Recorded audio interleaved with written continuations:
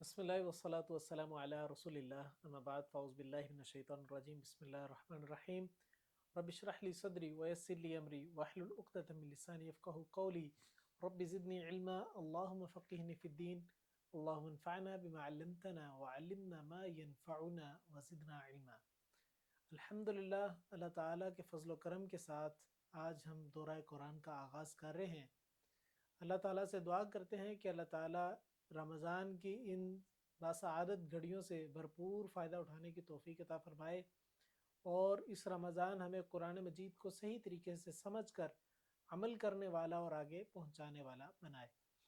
آج کے اس دورہ قرآن کے آغاز کے اندر ہم سب سے پہلے پارے کا آغاز کریں گے انشاءاللہ۔ پہلے پارے کے اندر اللہ سبحانہ و تعالیٰ نے دو صورتوں کا تذکرہ کیا۔ پہلی صورت سورۃ الفاتحہ اور دوسری صورت سورۃ البقرہ۔ سورۃ الفاتحہ کا نام آخر فاتحہ ہی کیوں رکھا گیا؟ اس کی ایک بڑی ریزن یہ ہے کہ فاتحہ کا مطلب کھولنے والی چیز، یعنی کہ قرآن مجید کا آغاز چونکہ اس صورت سے ہو رہا ہے، یہ قرآن مجید کو بالکل کھولنے والی چیز ہے۔ اس میں پورے قرآن مجید کا ایک حساب سے خلاصہ بیان کیا گیا ہے، تو اس لیے سورت کا نام سورۃ الفاتحہ رکھا گیا۔ اس کے اور بھی کئی ایک نام ہیں، اس طریقے سے سورت دعا کہ آپ اس کو پڑھ کے دعا کر سکتے ہیں۔ جس دعا کے آغاز کے اندر سورۃ الفاتحہ کو پڑھا جائے گا، اللہ تعالیٰ اس دعا کو ضرور قبول کرتے ہیں انشاءاللہ۔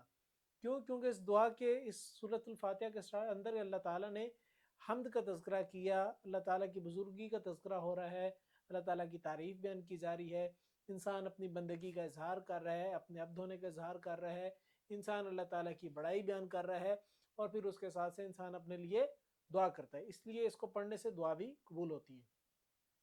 اس کا ایک اور نام سورۃ شفا بھی ہے، کیونکہ اس سورت کو پڑھنے سے انسان کو اللہ تعالیٰ شفا عطا فرماتا ہے۔ ایک مشہور روایت، ایک صحابی قافلے کے ساتھ جا رہے تھے، تو علاقے والوں نے مہمان نوازی نہیں کی، تو اس علاقے کے بادشاہ کو کسی زہریلے جانور نے ڈس لیا، تو وہ دوڑے دوڑے آئے اور آ کر قافلے والوں سے صحابہ سے کہنے لگے کیا تمہارے میں سے کوئی ڈاکٹر ہے جو ہمارے بادشاہ کو ٹھیک کر دے، تو ہم اس کو اس کے عوض ایک بڑا اچھا معاوضہ دیں گے۔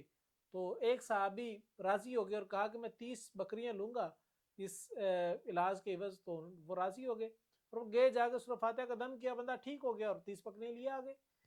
صحابہ نے یہ بات جا کے اللہ کے رسول صلی اللہ علیہ وسلم سے عرض کی، یا رسول اللہ اس طریقے سے ماجرا پیش آیا، تو آپ علیہ السلام نے ان سے سوال کیا تمہیں کس نے کہا تھا کہ سورۃ الفاتحہ پڑھنے سے شفا ملتی ہے؟ تو کہنے لگے یا رسول اللہ صلی اللہ علیہ وسلم میں نے تو آپ سے سنا تھا کہ سورۃ الفاتحہ پڑھنے سے جن سے ہے وہ شفا ملتی ہے، تو میں نے پڑھا، اللہ تعالیٰ نے شفا دے دی۔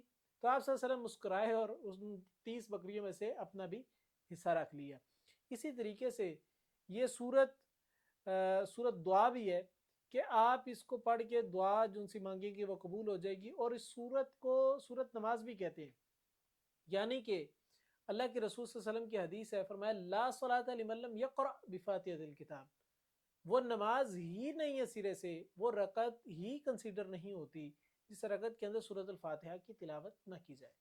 معلوم یہ ہوا کہ سورۃ الفاتحہ جس بھی رکعت کے اندر پڑھی جائے گی وہ رکعت کنسیڈر کر لی جائے گی، لیکن جس رکعت میں نہیں پڑھی جائے گی وہ رکعت کنسیڈر نہیں ہو سکتی، وہ نماز کنسیڈر نہیں ہو سکتی، نماز قبول نہیں ہو سکتی۔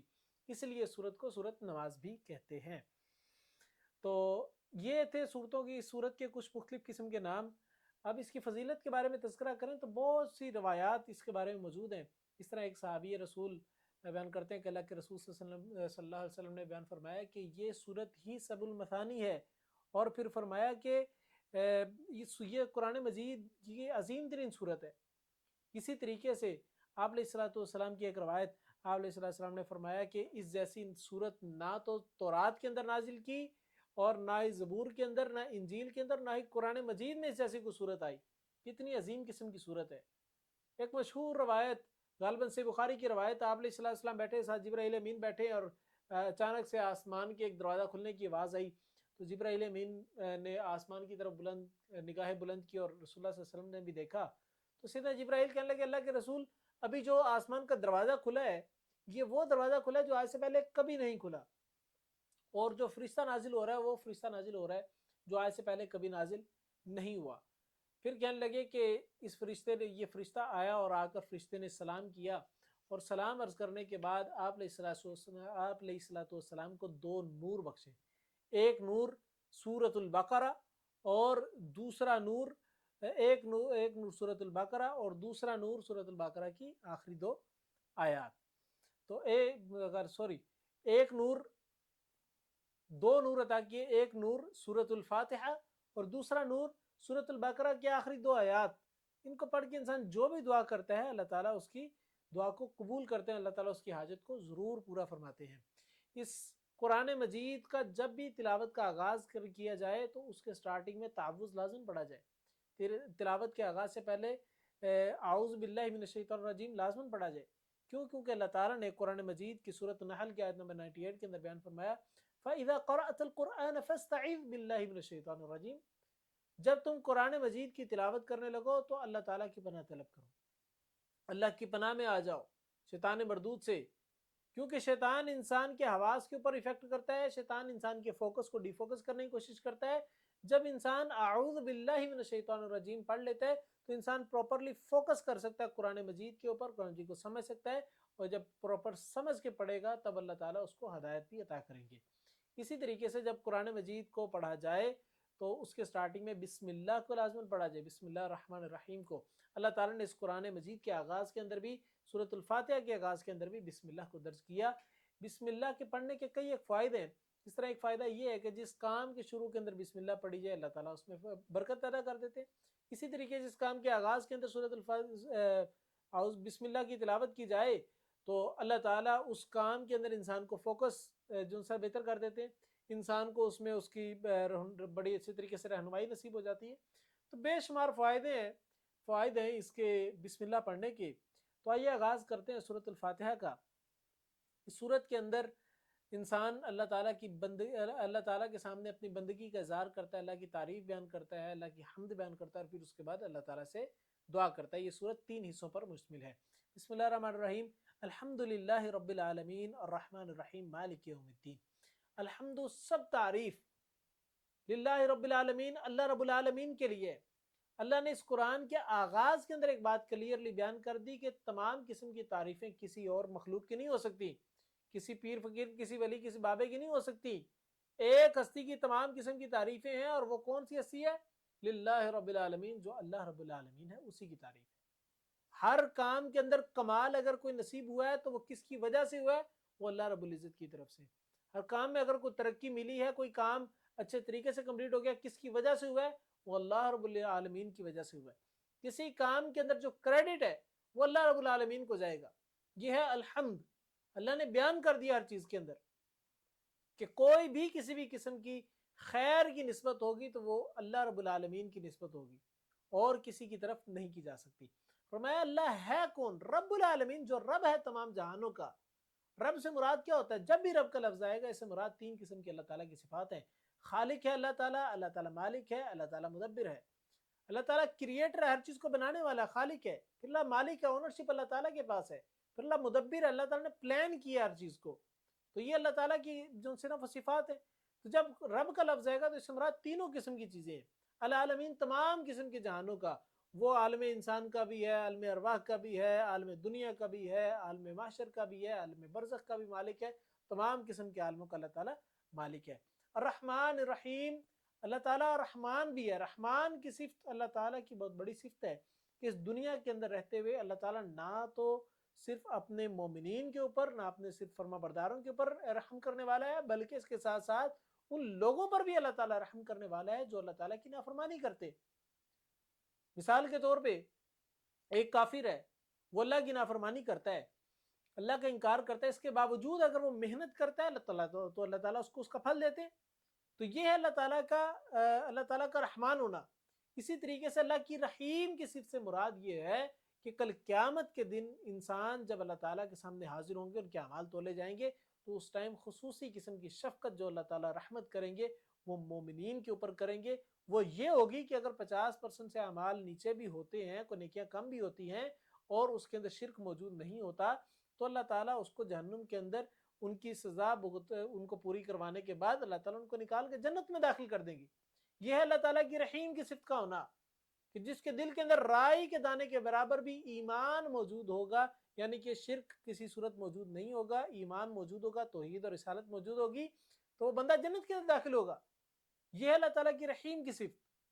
پھر فرمایا مالک یوم الدین، اے لوگو یہ یاد رکھو، جس رب کو تم رحمان الرحیم کے ٹائٹل سے جانتے ہو، جس رب کی رحمت کی صفت کو تم ذرا جانتے ہو، جس رب کے غفور الرحیم کی صفت کو تم ذرا جانتے ہو، وہ رب مالک ہے بدلے کے دن کا بھی۔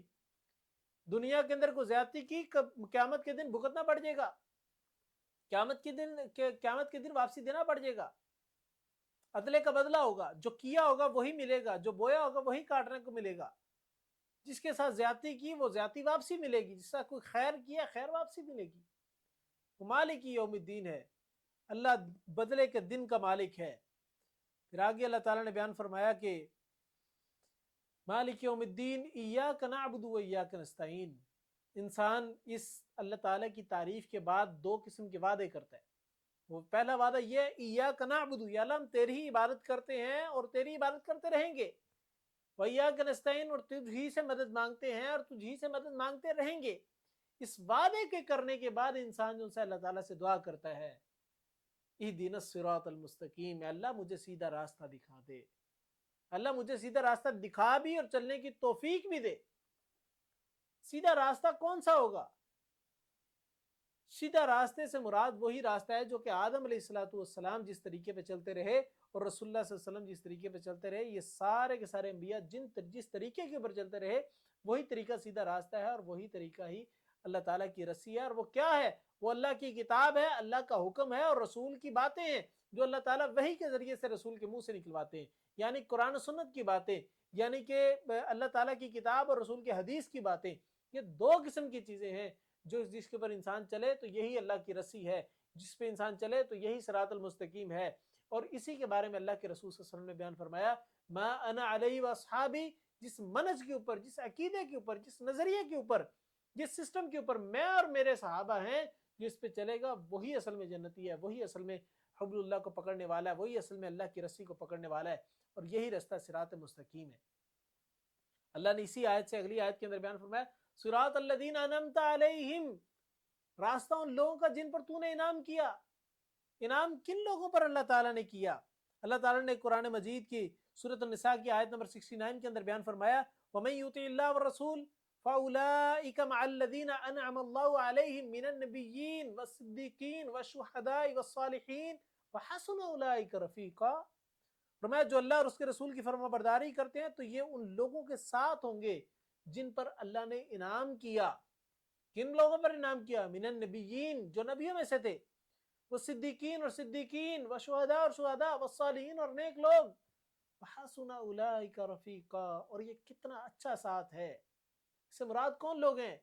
تصور کیجئے کہ آپ کا حشر ہو رہا ہے، قیامت کے دن اٹھائے جا رہے ہیں، تو آپ کے ایک سائڈ پہ نبی چل رہے ہیں صلی اللہ علیہ وسلم، دوسری سائڈ پہ صدیق اکبر چل رہے ہیں، تیسرے سائڈ پر شہدائے کربلا چل رہے ہیں، تیسری سائڈ پر سیدنا عمر فاروق شہید رضی اللہ تعالیٰ عنہ چل رہے ہیں، اسی طریقے سے آپ کے ساتھ نیک لوگ چل رہے ہیں، سیدنا عثمان غنی چل رہے ہیں، سیدنا ابو عبیدہ بن جراح چل رہے ہیں، سیدنا ابو ذر غفاری رضی اللہ تعالیٰ عنہ چل رہے ہیں، سیدنا عبد الرحمن بن عوف رضی اللہ تعالیٰ عنہ چل رہے ہیں، یہ صحابہ ساتھ چل رہے ہیں۔ کتنا وحسن اولئک رفیقا، کتنا اچھا ساتھ ہوگا یہ ہے انعمت علیہم۔ پھر فرمایا غیر المغضوب علیہم ولا الضالین، اور یا اللہ ان لوگوں کا راستہ نہ دکھا جن پر تو غضب ہوا، جن سے تو ناراض ہوا، اور ولا الضالین، اور جو لوگ گمراہ ہو گئے، یا اللہ ان لوگوں کا راستہ نہ دکھا، یعنی کہ یہود و نصارہ کا راستہ نہ دکھا۔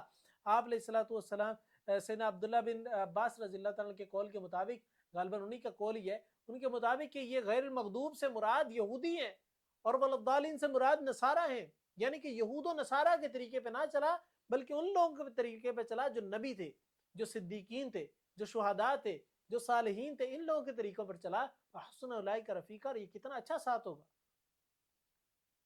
اور جب یہ سورت کا اختتام ہو جائے تو اس ٹائم آمین کہا جائے۔ آپ علیہ الصلوۃ والسلام کی حدیث ہے، بخاری کی روایت ہے، آپ نے فرمایا جس شخص کی آمین فرشتوں کی آمین کے ساتھ مل جائے، فرمایا جب امام آمین کہے تو تم بھی آمین کہو، کیوں؟ کیونکہ جس شخص کی آمین فرشتوں کی آمین کے ساتھ مل جائے، فرمایا اس کے پچھلے تمام قسم کے گناہ معاف ہو جاتے ہیں۔ سبحان اللہ۔ یہ تھی سورۃ الفاتحہ۔ آگے بڑھتے چلیے تو اگلی سورت سورت البقرہ ہے۔ اس سورت کا نام البقرہ اسی لیے رکھا گیا کیونکہ اس کے اندر گائے کا تذکرہ موجود ہے۔ البقرہ سے مراد گائے ہوتا ہے، تو اس کے اندر گائے والے لوگوں کا تذکرہ موجود ہے۔ یہ ایک ڈیٹیل واقعہ ہے بنی اسرائیل کا، اس کو ہم انشاءاللہ آگے جا کے پڑھتے ہیں۔ تو یہ سورت وہ سورت ہے جو کہ مدنی صورتوں میں سے ہے۔ اس سورت کا اکثریت حصہ مدینہ کے اندر نازل ہوا، ہجرت کے بعد نازل ہوا۔ تو اس صورت کے اندر اللہ تعالیٰ نے معاشرت کا تذکرہ کیا، سیاست کا تذکرہ کیا، یہود و نصارہ کا تذکرہ کیا، کیونکہ مکے کے اندر رہتے ہوئے تو مشرکین مکہ ساتھ تھے، لیکن جب مدینہ ہجرت کر کے گئے تو وہاں پر مشرکین مکہ نہیں تھے، وہاں پر یہود و نصارہ تھے، وہاں پر منافقین تھے۔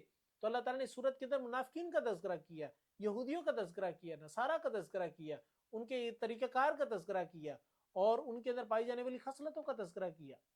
تو اللہ تعالیٰ نے ان ساری چیزوں کا تذکرہ کیا۔ تو اس کے بے شمار فائدے ہیں سورت کی تلاوت کرنے کے۔ آپ علیہ الصلوۃ والسلام کی حدیث صحیح مسلم کی روایت، آپ نے فرمایا کہ اپنے گھروں کو قبرستان مت بناؤ، اور فرمایا کہ گھروں کے اندر قرآن مجید کی تلاوت کیا کرو۔ جس گھر کے اندر سورت البقرہ کی تلاوت کی جاتی ہے اس گھر میں شیطان داخل نہیں ہو سکتا۔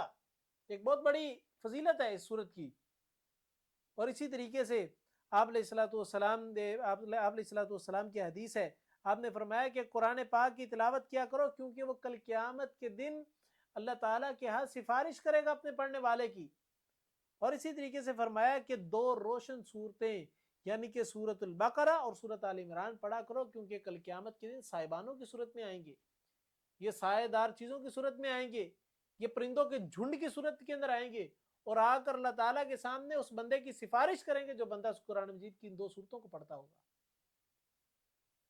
تو یہ ایک بہت فضیلت والی صورت ہے، اس کی تلاوت کثرت سے کیا کریں۔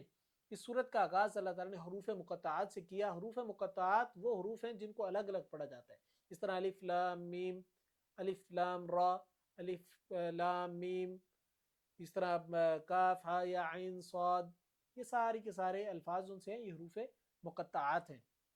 ان کو الگ الگ کر کے پڑھا جاتا ہے، ان کا کوئی معنی نہیں ہوتا، لیکن یہ ایک مفہوماً ضرور چیزوں کو بیان کرتے ہیں۔ تو ان کا مفہوم چونکہ اللہ تعالیٰ نے رسول اللہ صلی اللہ علیہ وسلم کی زبان سے نہیں نکلوایا، صحابہ نے بیان نہیں کیا، اس لیے بہتر یہی ہے کہ اس کا مفہوم نہ کیا جائے۔ بہرحال علماء نے اس کے مختلف قسم کے مفہوم بیان کیے ہیں، ایک ایک لفظ کا، ایک ایک حرف کا الگ الگ اس کا مفہوم بیان کیا کہ یہ لفظ اس چیز کو انڈیکیٹ کرتا ہے، یہ لفظ اس چیز کا ابریویشن ہے۔ لیکن ہم چونکہ تھوڑا محدود رہ کے بات کریں گے، اس لیے ہم اسی چیز پر اکتفا کریں کہ اس کا معنی اللہ تعالیٰ ہی بہتر جانتا ہے، اللہ تعالیٰ کل قیامت کے دن اس کے معنی کو واضح کرے گا۔ اللہ تعالیٰ نے اس کتاب کا آغاز اس طریقے سے کیا ہے سورت کے اندر، فرمایا ذالک الکتاب، یہ کتاب ہے کس کی طرف سے نازل کردہ؟ اللہ سبحانہ و تعالیٰ کی طرف سے نازل کردہ۔ فرمایا ذالک الکتاب لا ریب فیہ، اس میں کسی قسم کا کوئی شک، کوئی کمی، کوئی گنجائش نہیں باقی چھوڑی اللہ تعالیٰ نے، یہ اللہ کی طرف سے ہی نازل کردہ ہے، اس میں بھی کسی قسم کا کوئی شک نہیں ہے، یہ اللہ کی طرف سے اوتھینٹک ترین بک ہے۔ فرمایا کہ ذالک الکتاب لا ریب فیہ ھدی للمتقین، یہ کتاب چونکہ اس کا موضوع انسان ہے تو اس میں متقین کے لیے ہدایت ہے۔ اب اس سے مراد ہرگز یہ نہیں ہے کہ یہ صرف متقین کے لیے ہدایت ہے اور باقی لوگوں کے لیے ہدایت کا ذریعہ نہیں ہے، بلکہ اللہ تعالیٰ نے قرآن مجید میں ایک اور جگہ فرمایا ھدی للناس، یہ انسانیت کے لیے ہدایت ہے، یعنی کہ انسان اس سے ہدایت حاصل کر سکتے ہیں، لیکن جو لوگ متقی ہوں گے، جو لوگ گناہوں کو چھوڑنے والے ہوں گے، جو لوگ تقوی اختیار کرنے والے ہوں گے، یعنی کہ گناہوں کو چھوڑنے والے اور نیکیوں کے اندر آگے بڑھنے کی کوشش کرنے والے لوگ ہوں گے، وہ اس قرآن مجید کو پڑھ کے زیادہ سے زیادہ فائدے اٹھا سکتے ہیں۔ یہ ہے متقین کے لیے ہدایت کا ذریعہ ہونا۔ اللہ تعالیٰ نے متقین کی کئی صفات بیان کی اس سورت کے اندر، فرمایا کہ وہ ایمان پر یؤمنون بالغیب، وہ غیب پر ایمان لاتے ہیں، ویقیمون الصلاۃ، اور نماز کو قائم کرتے ہیں، اور پھر مما رزقناہم ینفقون، اور جو ہم نے ان کو رزق دیا اس میں سے خرچ کرتے ہیں، اور پھر اس کے ساتھ ساتھ آسمانی کتابوں کے اوپر یقین رکھتے ہیں، قرآن مجید پر یقین رکھتے ہیں، رسول اللہ صلی اللہ علیہ وسلم کی نبوت پر یقین رکھتے ہیں، ختم نبوت کا عقیدہ رکھتے ہیں، پھر اسی کے ساتھ ساتھ آخرت پر یقین رکھتے ہیں کہ ایک وقت آئے گا، ایک دن ایسا آئے گا جس میں تمام انسانیت ختم ہونے کے بعد دوبارہ اٹھائی جائے گی، اس میں حساب کتاب کیا جائے گا، ہر بندے کے سزا اور جزا کے معاملات کیے جائیں گے، نیکی اور برائی کو تولا جائے گا، اس دن لوگوں کو جنت اور جہنم کے داخل کیا جائے گا، اور اس دن نیک اور برے لوگوں کو علیحدہ علیحدہ کیا جائے گا، کیٹیگرائز کیا جائے گا، فیصلے کیے جائیں گے، موت کو بھی موت آ جائے گی۔ اس دن کے اوپر یقین رکھنا ایک متقی ہونے کی علامت ہے اور متقین کی صفات میں سے ہے۔ جب انسان ان چیزوں کے اوپر یقین رکھے گا، آخرت کا تصور اپنے ذہن و گمان کے اندر تر و تازہ رکھے گا، تو گناہ کرتے ہوئے لاکھ مرتبہ سوچے گا کہ میں نے گناہ کر لیا تو اللہ تعالیٰ مجھ سے سوال کر لے گا، میں کیا جواب دوں گا اللہ تعالیٰ کو. انسان یہ کرتے ہوئے لاکھ مرتبہ سوچے گا. آگے اللہ تعالیٰ نے اس کے بعد کفار کی کچھ صفات بیان کی. اللہ تعالیٰ نے آیت نمبر 6 اور 7 کے اندر بیان فرمایا ان الذین کفروا سواء علیہم اانذرتهم ام لم تنذرهم لا یؤمنون ختم اللہ علی قلوبہم وعلی سمعہم وعلی ابصارہم غشاوۃ ولہم عذاب عظیم. فرمایا کہ جن لوگوں نے کفر کیا، اللہ تعالیٰ کی ان آیات کا انکار کیا، ان متقین کی صفات کا انکار کیا، ان چیزوں پر ایمان نہیں لے کے آئے، فرمایا ان کو تم ڈراؤ نہ ڈراؤ، آخرت سے ان کو کوئی فرق نہیں پڑتا. لہٰذا ان کے اس روش کی وجہ سے، اس برے عمل کی وجہ سے اللہ نے ان کے دل کے اوپر مہر لگا دی. ختم اللہ علی قلوبہم وعلی سمعہم، ان کی سماعتوں کے اوپر مہر لگی، وعلی ابصارہم غشاوہ، ان کی آنکھوں پر پردہ پڑ گیا، ولہم عذاب عظیم، اور انہی کے لیے ہی عذاب عظیم ہے، بہت بڑا عذاب ہے. کیوں؟ کیونکہ انہوں نے اللہ تعالیٰ کے احکامات کا انکار کرتے رہے، یہ متقین کی صفات کا انکار کرتے رہے اور کافروں والی روش اختیار کرتے رہے، لہٰذا ان کے لیے عذاب عظیم ہے. آگے اللہ تعالیٰ نے بیان فرمایا کہ اسی چیز کو اگر ذرا وضاحت کے اندر سمجھا جائے تو یہ گناہ جب انسان کوئی کرتا ہے نا، تو انسان کے دل کے اوپر ایک دھبا سا لگ جاتا ہے، ایک سیاہ کلر کا نقطہ لگ جاتا ہے، ایک بلیک ڈاٹ لگ جاتا ہے. جب انسان گناہ سے معافی مانگ لیتا ہے تو وہ سیاہ ڈاٹ جو سے ہے، وہ سیاہ نقطہ صاف ہو جاتا ہے. اور جب انسان دوبارہ گناہ کرتا رہتا ہے، وہی گناہ بار بار کرتا رہتا ہے اور انسان اس پہ معافی نہیں مانگتا، تو وہ ڈاٹ جو سے ہے وہ بڑھتا جاتا ہے، سیاہ دھبا بڑھتا جاتا ہے، اور ایک وقت آتا ہے انسان کا دل سیاہ ہو جاتا ہے. اور جب دل سیاہ ہو جاتا ہے تو یہ وہ کیفیت ہوتی ہے جس کے بارے میں اللہ تعالیٰ نے قرآن مجید کی قرآن مجید کے اندر بیان فرمایا کلا بل ران علی قلوبہم ما کانوا یکسبون، کہ ان کے دلوں کے اوپر زنگ لگ چکا ہے، ما کانوا یکسبون، جس کی جو یہ اعمال کرتے تھے اس کی وجہ سے ان کے دلوں کے اوپر زنگ لگا ہے، اس کی وجہ سے ان کے دل سیاہ ہوئے. تو اللہ تعالیٰ ہمیں ہمارے دلوں کی سیاہی کو صاف کر دے اور ہمیں ہمارے دل کو قرآن مجید کے نور کے ساتھ منور کر دے. اس کے بعد اللہ تعالیٰ نے منافقین کی کچھ صفات بیان کی. منافقین کی صفات میں ایک بڑی چیز یہ کہ یہ اللہ تعالیٰ پر ایمان لانے کا جھوٹا دعویٰ کرتے ہیں لیکن ایمان نہیں لاتے، رسول پر ایمان لانے کا جھوٹا دعویٰ کرتے ہیں لیکن ایمان نہیں لاتے، آخرت پر ایمان لانے کا جھوٹا دعویٰ کرتے ہیں لیکن ایمان نہیں لاتے. یہ زمین کے اندر فساد پیدا کرتے ہیں، جب ان کو روکا جاتا ہے تو کہتے ہیں نحن مسلمون، ہم تو اصلاح کرنے والے.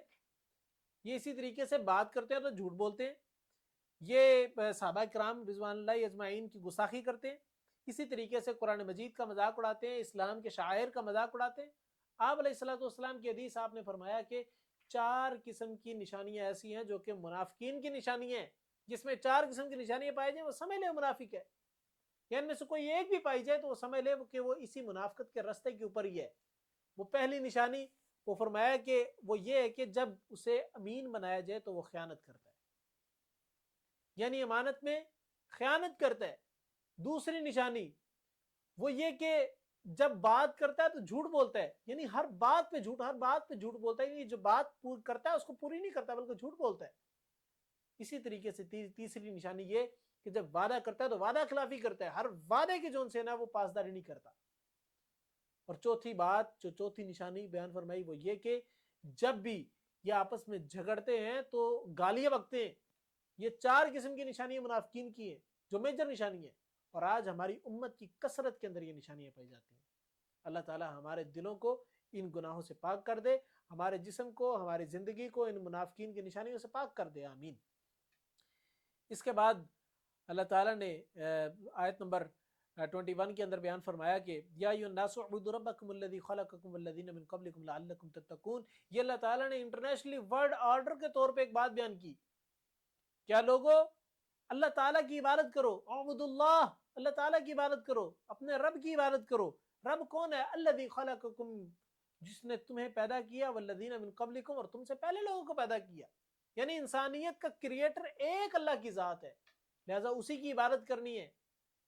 کہ اللہ تعالیٰ نے ایک اصول بیان کر دیا، عبادت کس کی ہوگی؟ صرف اللہ کی ہوگی. لعلکم تتقون، یہ کس وجہ سے آرڈر دیا گیا؟ تاکہ تم تقوی اختیار کرو، گناہوں سے بچ جاؤ اور شرک کو چھوڑ دو، صرف ایک اللہ کی توحید کے اوپر آ جاؤ. آگے اللہ تعالیٰ نے اپنے خالق ہونے کے کچھ دلائل بیان کیے.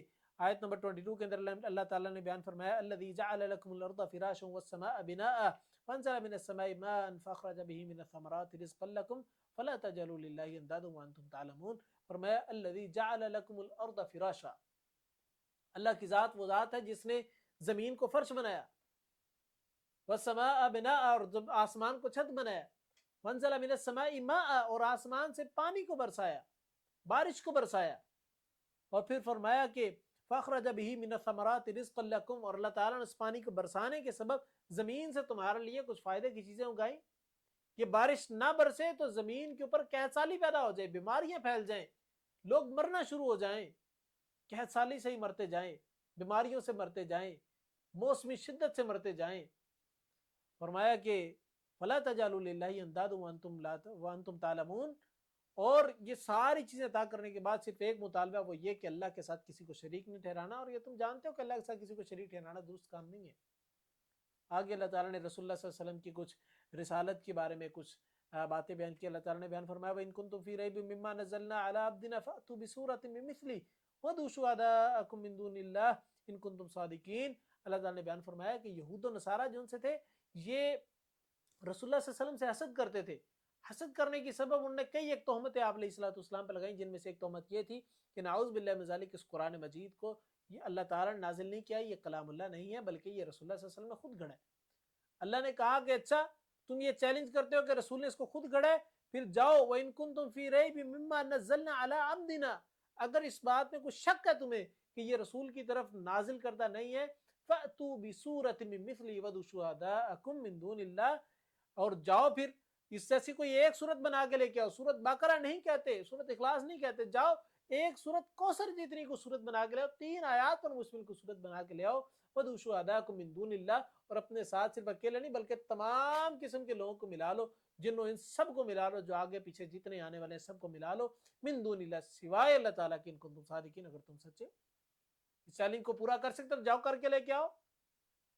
پھر فرمایا کہ فَإِن لَّمْ تَفْعَلُوا، اور تم اللہ تعالیٰ جانتا ہے کہ یہ لوگ نہیں کر سکتے، وَلَن تَفْعَلُوا، اور ہرگز نہیں کر سکتے، کسی صورت نہیں کر سکتے. کیوں؟ کیونکہ اللہ کے کلام میں، خالق کے اور مخلوق کے کلام میں زمین آسمان کا فرق ہے. معبود کے کلام میں اور عبد کے کلام میں زمین آسمان کا فرق ہے. چیلنج نہیں ہو سکتا پورا. فرمایا فَإِن لَّمْ تَفْعَلُوا وَلَن تَفْعَلُوا، تم اس کو ہرگز نہیں پورا کر سکتے. فَاتَّقُوا النَّارَ الَّتِي وَقُودُهَا النَّاسُ وَالْحِجَارَةُ أُعِدَّتْ لِلْكَافِرِينَ. فرمایا کہ اگر تم اس کو پورا نہیں کر سکتے تو پھر یاد رکھو اللہ تعالیٰ کی اس آگ سے ڈرو. وَقُودُهَا النَّاسُ وَالْحِجَارَةُ، جس کا فیول، جس کا ایندھن، وَالنَّاسُ وَالْحِجَارَةُ، انسان ہوں گے اور پتھر ہوں گے. اُعِدَّتْ لِلْكَافِرِينَ، اور لوگوں کے لیے تیار کی گئی ہے جو لوگ انکار کرنے والے ہیں اللہ تعالیٰ کی توحید کا، جو اللہ تعالیٰ کے ساتھ شرک کرنے والے ہیں، ان لوگوں کے لیے تیار کی گئی ہے. اللہ تعالیٰ نے جو یہ چیلنج کیا کہ جاؤ جیسے ایک صورت ہی بنا کے لے کے، اس کی ریزن کیا تھی؟ اس کی ریزن یہ تھی کہ اللہ تعالیٰ کے دستور رہے کہ اللہ تعالیٰ اپنے نبی کو وہ چیز عطا کرتے تھے جو چیز اس دور کے اندر بہت پیک پہ ہوتی تھی. جس طرح مثال کے طور پہ موسیٰ علیہ السلام کے دور میں جادوگری بہت زیادہ عام تھی، تو اللہ تعالیٰ نے موسیٰ علیہ السلام کو وہ چیز معجزے کے طور پہ تھا کہ جو جادوگری کی پیک لیول پہ تھی، یعنی اس کا مقابلہ جادوگری کر نہیں سکتی تھی. اسی طریقے سے عیسیٰ علیہ السلام کے دور میں میڈیکل فیلڈ بہت زیادہ اوپر تھی، تو اللہ تعالیٰ نے عیسیٰ علیہ السلام کو وہ معجزہ عطا کیا، وہ چیز عطا کی جو کہ میڈیکل فیلڈ کر ہی نہیں سکتی تھی. ڈاکٹر اس دور میں ہر قسم کی بیماری کا علاج نکال لیتے تھے، لیکن موت کا علاج تو نہیں نکال سکتے. تو اللہ تعالیٰ نے عیسیٰ علیہ السلام کو معجزہ دیا کہ وہ مردے کو بھی اللہ کے حکم سے زندہ کر دیتے تھے. اسی طریقے سے آپ علیہ السلام کے دور کے اندر یہ ادب، فلسفہ اور زبان، لینگویج بہت زیادہ پیک پہ تھی. لوگ سمجھتے ہیں شاید ہمارے سے زیادہ فصیح و بلیغ بندہ ہی کوئی نہیں ہے، اس کائنات کے اندر ہمارے سے زیادہ جامع الکلام بندہ ہی کوئی نہیں ہے. تو اللہ تعالیٰ نے جو کلام نازل کیا، وہ کلام ایسا چیلنجڈ کلام تھا کہ اس کا مقابلہ کوئی نہیں کر سکتا تھا. اور قرآن مجید چونکہ اس کا موضوع، اس کا ٹاپک انسان ہے، تو اس کے ہر صورت کے اندر، ہر آیت کے اندر انسانیت کی رہنمائی کے لیے کوئی نہ کوئی بات آپ کو ضرور مل جائے گی. اور دوسری بات، اس قرآن مجید کے اندر ہر قسم کی اگزامپل بیان کی گئی ہے جو کہ عام فہم ہے، جو کہ عام انسان کے سمجھنے والی ہے. پڑھے لکھے کی اور ان پڑھ کی سمجھ میں آنے والی باتیں اللہ تعالیٰ نے پورے قرآن مجید کے بیان کی ہیں. بہت زیادہ فلسفیانہ گفتگو نہیں کی جو کہ ایک ان پڑھ کی بندے کی سمجھ کے اندر نہ آ سکے، بلکہ وہ گفتگو کی ہے جو کہ ہر قسم کے انسان کی سمجھ کے اندر آ سکے. یہ قرآن مجید کا موضوع ہے۔ آگے چلیے تو اللہ تعالیٰ نے ایمان لانے والے لوگوں کا عبادت کرنے کا نتیجہ ڈسکس کیا کہ جن لوگوں نے اللہ تعالیٰ پر ایمان لائے اور نیک اعمال کیے ان لوگوں کا نتیجہ کیا نکلا۔ اللہ تعالیٰ نے بیان فرمایا کہ سورۃ البقرہ کی آیت نمبر 25 کے اندر فرمایا وبشر الذین آمنوا وعملوا الصالحات ان لهم جنات تجری من تحتها الانہار، فرمایا کہ وہ لوگ جو لوگ ایمان لے کے آئے وعملوا الصالحات نیک اعمال کیے، وبشر ان کو خوشخبری دی دیجئے کس چیز کی؟ فرمایا کہ ان لهم جنات تجری من تحتها الانہار، کہ ان کے لیے باغات ہیں، جنتیں من تحتها الانہار، تجری من تحتها الانہار جن کے نیچے سے نہریں بہتی ہیں، خالدین فیہا وہ اس میں ہمیشہ ہمیش رہیں گے۔ فرمایا کلما رزقوا منها من ثمرۃ الرزق، اس میں ان لوگوں کو رزق دیا جائے گا، پھل دیے جائیں گے، قالوا هذا الذي رزقنا من قبل واتوا به متشابہا، تو ان کو جب پھل دیے جائیں گے تو وہ ایک دوسرے سے ملتے جلتے ہوں گے۔ اس دنیا کے اندر میں ایک پھل کھاتا ہوں، مثال کے طور پر مجھے آم پسند ہے، میں بیٹھا آم کھاؤں گا، کتنے ایک وقت میں کھا سکتا ہوں؟ 10 کھا لوں گا، 15 کھا لوں گا، اس کے اوپر ایگزاسٹ ہو جاؤں گا نا، نہیں کھا سکتا مزید میں۔ تو یہ جب ہماری لذت اس دنیا کے اندر جو پہلی چیز کو چکھنے میں ہے اور جو اینڈ والی چیز کو چکھنے میں ہے، اس میں ڈیفرنٹ آتا ہے لذت کے اندر۔ جو ڈیفرنس ہے یہ دنیا کے اندر ہے صرف، کہ سٹارٹنگ میں انسان کو لذت بہت ملتی ہے، اینڈنگ میں لذت کم ملتی ہے۔ تو جنت کے اندر ایسی چیز نہیں ہوگی، جنت کے اندر جو لذت انسان کو پہلے پھل کو کھانے میں آئے گی وہ بار بار کھانے میں بھی وہی لذت ہوگی، بلکہ اس سے بڑھ کے ہوگی لذت۔ یہ انسان کے لیے اللہ تعالیٰ نے جنت کے اندر ایک بہت بڑی نعمت رکھی ہے، اور میں وہ اتو بھی متشابہہ، تو وہ کہیں کہ یہ تو ہمارے سے یہ ہمیں پہلے بھی ملتے جلتے اسے دیے گئے ہیں، یہ کوئی نئی چیز تو نہیں ہے۔ تو جب وہ اس کو کھائیں گے تو ان کو پتہ لگے کہ ملتے جلتے جو پھل ہیں یہ اس سے بھی بڑھ کے ہیں۔ فرمایا وَلَهُمْ فِيهَا أَزْوَاجٌ مُطَهَّرَةٌ، اور اس میں ہر انسان کے لیے ایک پاکیزہ جوڑا ہوگا، اور میں مرد ہوگا تو اس کے لیے خوبصورت اور پاکیزہ بیوی ہوگی، اور اگر عورت ہے تو اس کے لیے خوبصورت اور جو پاک مرد ہوگا۔ فرمایا وَلَهُمْ وَهُمْ فِيهَا خَالِدُونَ، اور وہ ان نعمتوں کے اندر ہمیشہ ہمیش کے لیے رہیں گے۔ ادھر موت کو بھی موت آ چکی ہوگی، اس کے بعد کسی انسانیت کو موت نہیں آئے گی۔ اس کے بعد اللہ تعالیٰ نے اس قرآن مجید کے متعلق کافروں کا اور مسلمانوں کے کچھ رویے کے بارے میں ڈسکس کیا کہ ان قرآن مجید کو لے کے کافروں کا کیا رویہ ہوتا ہے اور مسلمانوں کا کیا رویہ ہوتا ہے۔ فرمایا کہ ان اللہ لا یستحی ان یضرب مثلا ما بعوضۃ فما فوقها، کہ اللہ تعالیٰ مثال بیان کرتا ہے جس چیز کی مرضی چاہے، اللہ تعالیٰ کو شرم نہیں آتی۔ فاما الذین آمنوا فیعلمون ان الحق من ربهم، تو جو لوگ ایمان لاتے ہیں، اللہ تعالیٰ پر ایمان رکھتے ہیں، ایمانیات پر یقین رکھتے ہیں، متقین کی صفات ان کے اندر موجود ہوتی ہیں جو ہم نے پیچھے 5 پڑھی ہیں، فرمایا ان لوگوں کا رویہ یہ ہوتا ہے، وہ کہتے ہیں کہ انہ الحق من ربہم، یہ جو بات اللہ تعالیٰ بیان کر رہا ہے یہ اللہ تعالیٰ کی طرف سے بالکل صحیح بات ہے، اور یہ اللہ کی طرف سے ہی نازل کرتا ہے۔ پھر فرمایا کہ وَأَمَّا الَّذِينَ كَفَرُوا فَيَقُولُونَ مَاذَا أَرَادَ اللَّهُ بِهَذَا مَثَلًا، اور جو لوگ اللہ کی نافرمانی اختیار کرنے والے ہوتے ہیں، جن لوگوں نے ٹھانی ہوتی ہے کہ ہم نے ایمان نہیں لے کے آنا، ہم نے قرآن کی باتوں پر عمل نہیں کرنا، ہم نے ہدایت حاصل نہیں کرنی، تو وہ کہتے ہیں مَاذَا أَرَادَ اللَّهُ بِهَذَا مَثَلًا، اللہ نے مثال بیان کیوں کی ہے؟ یہ کیا وجہ ہے اس کی مثال بیان کرنے کی؟ اللہ اتنی بڑی ذات ہے، ایک مچھر کی مثال بیان کر رہا ہے، یہ کون سی بات ہے بھائی؟ تو پھر اللہ تعالیٰ نے بیان فرمایا کہ یضل بہ کثیر ویہدی بہ کثیرا، یہ اللہ کا طریقہ، اللہ کا دستور ہے کہ قرآن مجید سے ہدایت صرف اس کو ملے گی جو ہدایت حاصل کرنا چاہے گا، اور جو ہدایت حاصل نہیں کرنا چاہتا وہ گمراہ ہو جاتا ہے قرآن مجید کو پڑھ کے۔ فرمایا یضل بہ کثیر ویہدی بہ کثیرا، یہ انسان کی اپنی اپنی اپروچز ہیں کہ وہ قرآن مجید کو کس نظر کے ساتھ پڑھ رہا ہے، وہ ہدایت کے اصول کے لیے پڑھ رہا ہے یا پھر اپنی نکتہ چینیاں نکالنے کے لیے، صرف اپنی مرضی کی چیزیں نکالنے کے لیے، صرف اپنے مسلک کو ثابت کرنے کے لیے۔ اگر تو صرف اپنی مرضی کی چیزیں ثابت کرنے کے لیے نکال رہا ہے پھر اس کو ہدایت نہیں مل سکتی، پھر وہ صرف اپنی مرضی کی چیزیں ہی نکال پائے گا قرآن مجید میں سے۔ فرمایا کہ وما یضل بہ الا الفاسقین، اور یاد رکھے کہ گمراہ صرف وہی لوگ ہوتے ہیں جو گناہوں پر ڈٹے ہوتے ہیں اور گناہوں پر تکبر اختیار کرنے والے ہوتے ہیں، گناہوں پر دلیل پیش کرنے والے ہوتے ہیں کہ جی ہم بالکل ٹھیک ہیں۔ کچھ لوگوں کا رویہ ہوتا ہے نا، گناہ کر بھی رہے ہیں اور گناہ پر دلیل پیش کر رہے ہیں کہ بھائی میں بالکل ٹھیک کر رہا ہوں۔ یہ رویہ اختیار کرنے والوں کے بارے میں فرمایا کہ یہی لوگ اصل میں ہوتے ہیں جو کہ گمراہ ہونے والے ہوتے ہیں۔ فرمایا الذین ینقضون عہد اللہ من بعد میثاقہ ویقطعون ما امر اللہ بہ ان یوصل ویفسدون فی الارض اولئک هم الخاسرون، فرمایا کہ جو لوگ اللہ تعالیٰ کے وعدوں کو توڑنے والے ہوتے ہیں، اللہ نے جن چیزوں کو جوڑنے کو حکم دیا ان کو توڑنے والے ہوتے ہیں، فرمایا یہی لوگ ہیں جو زمین میں فساد پھیلا رہے ہوتے ہیں، جو زمین میں برائیاں پھیلا رہے ہوتے ہیں، جو زمین میں گندگی پھیلا رہے ہوتے ہیں۔ فرمایا اولئک هم الخاسرون، یہی لوگ اصل میں خسارہ اٹھانے والے ہوتے ہیں۔ آگے اللہ تعالیٰ نے آیت نمبر 28 کے اندر اللہ تعالیٰ نے اپنے وجود کے متعلق ایک دلیل بیان کی، فرمایا کہ کیف تکفرون باللہ وَكُنْتُمْ أَمْوَاتًا فَأَحْيَاكُمْ ثُمَّ يُمِيتُكُمْ ثُمَّ يُحْيِيكُمْ ثُمَّ إِلَيْهِ تُرْجَعُونَ۔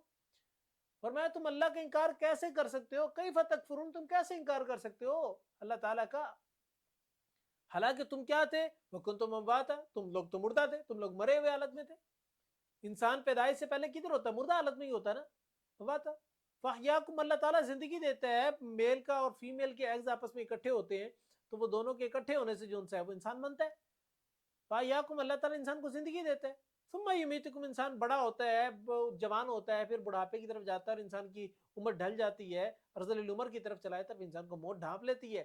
جب موت آ جاتی ہے فرمایا کہ ثم یمیتکم، وہ تمہیں مردہ حالت میں کر دیتا ہے، تمہیں موت دیتا ہے۔ ثم یحییکم، پھر ایک وقت آتا ہے تمہیں دوبارہ قبر سے اٹھایا جاتا ہے اور تم میدان محشر کے اندر حاضر ہوتے ہو، تم الیہ ترجعون، تم اللہ تعالیٰ کی طرف لوٹ جاتے ہو، اللہ تعالیٰ کی طرف پلٹ آتے ہو۔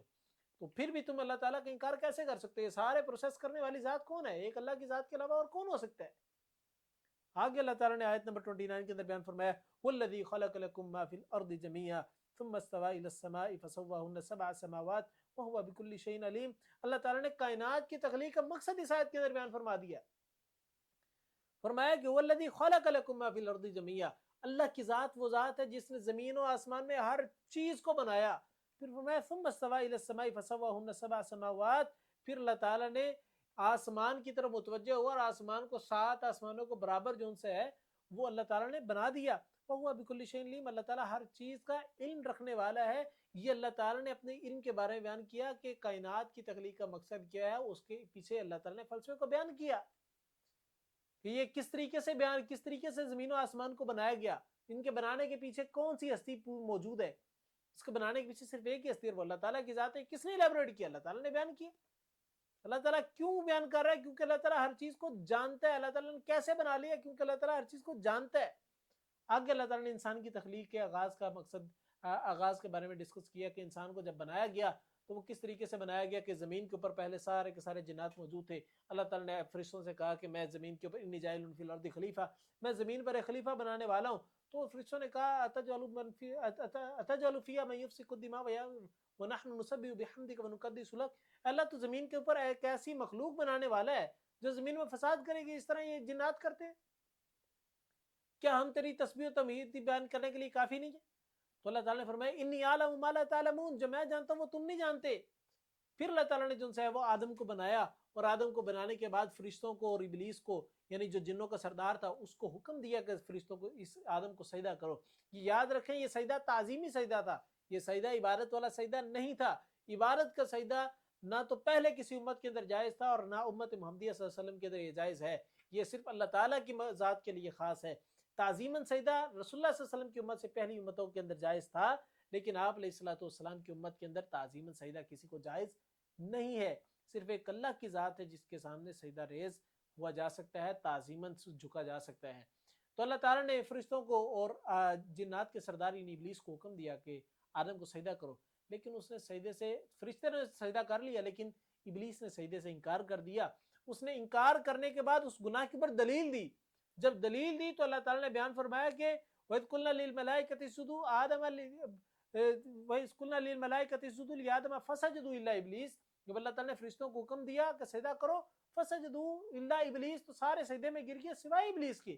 ابا واستکبر وَكَانَ مِنَ الْكَافِرِينَ، اس نے انکار تو کیا، انکار کرنے کے بعد اس پر دلیل پیش کی تو وہ تکبر کے اندر، کیفیت کے اندر چلا گیا، وَكَانَ مِنَ الْكَافِرِينَ، اور وہ کافروں میں سے ہو گیا۔ یہ رویہ آج ہم میں سے بھی کئی لوگوں کا ہوتا ہے، گناہ کرنے کے بعد دلیل دیتے ہیں ابلیس کی طرح، ابلیس والا رویہ اختیار کرتے ہیں، اور یقین جاری ہے جس طریقے سے ایک گناہ کرنے کے بعد اوپر دلیل دینے پر وہ کافروں میں سے ہو گیا، تو ہم لوگ کس میں سے ہوں گے پھر؟ اللہ تعالیٰ ہمیں اس بری حرکت سے بچائے۔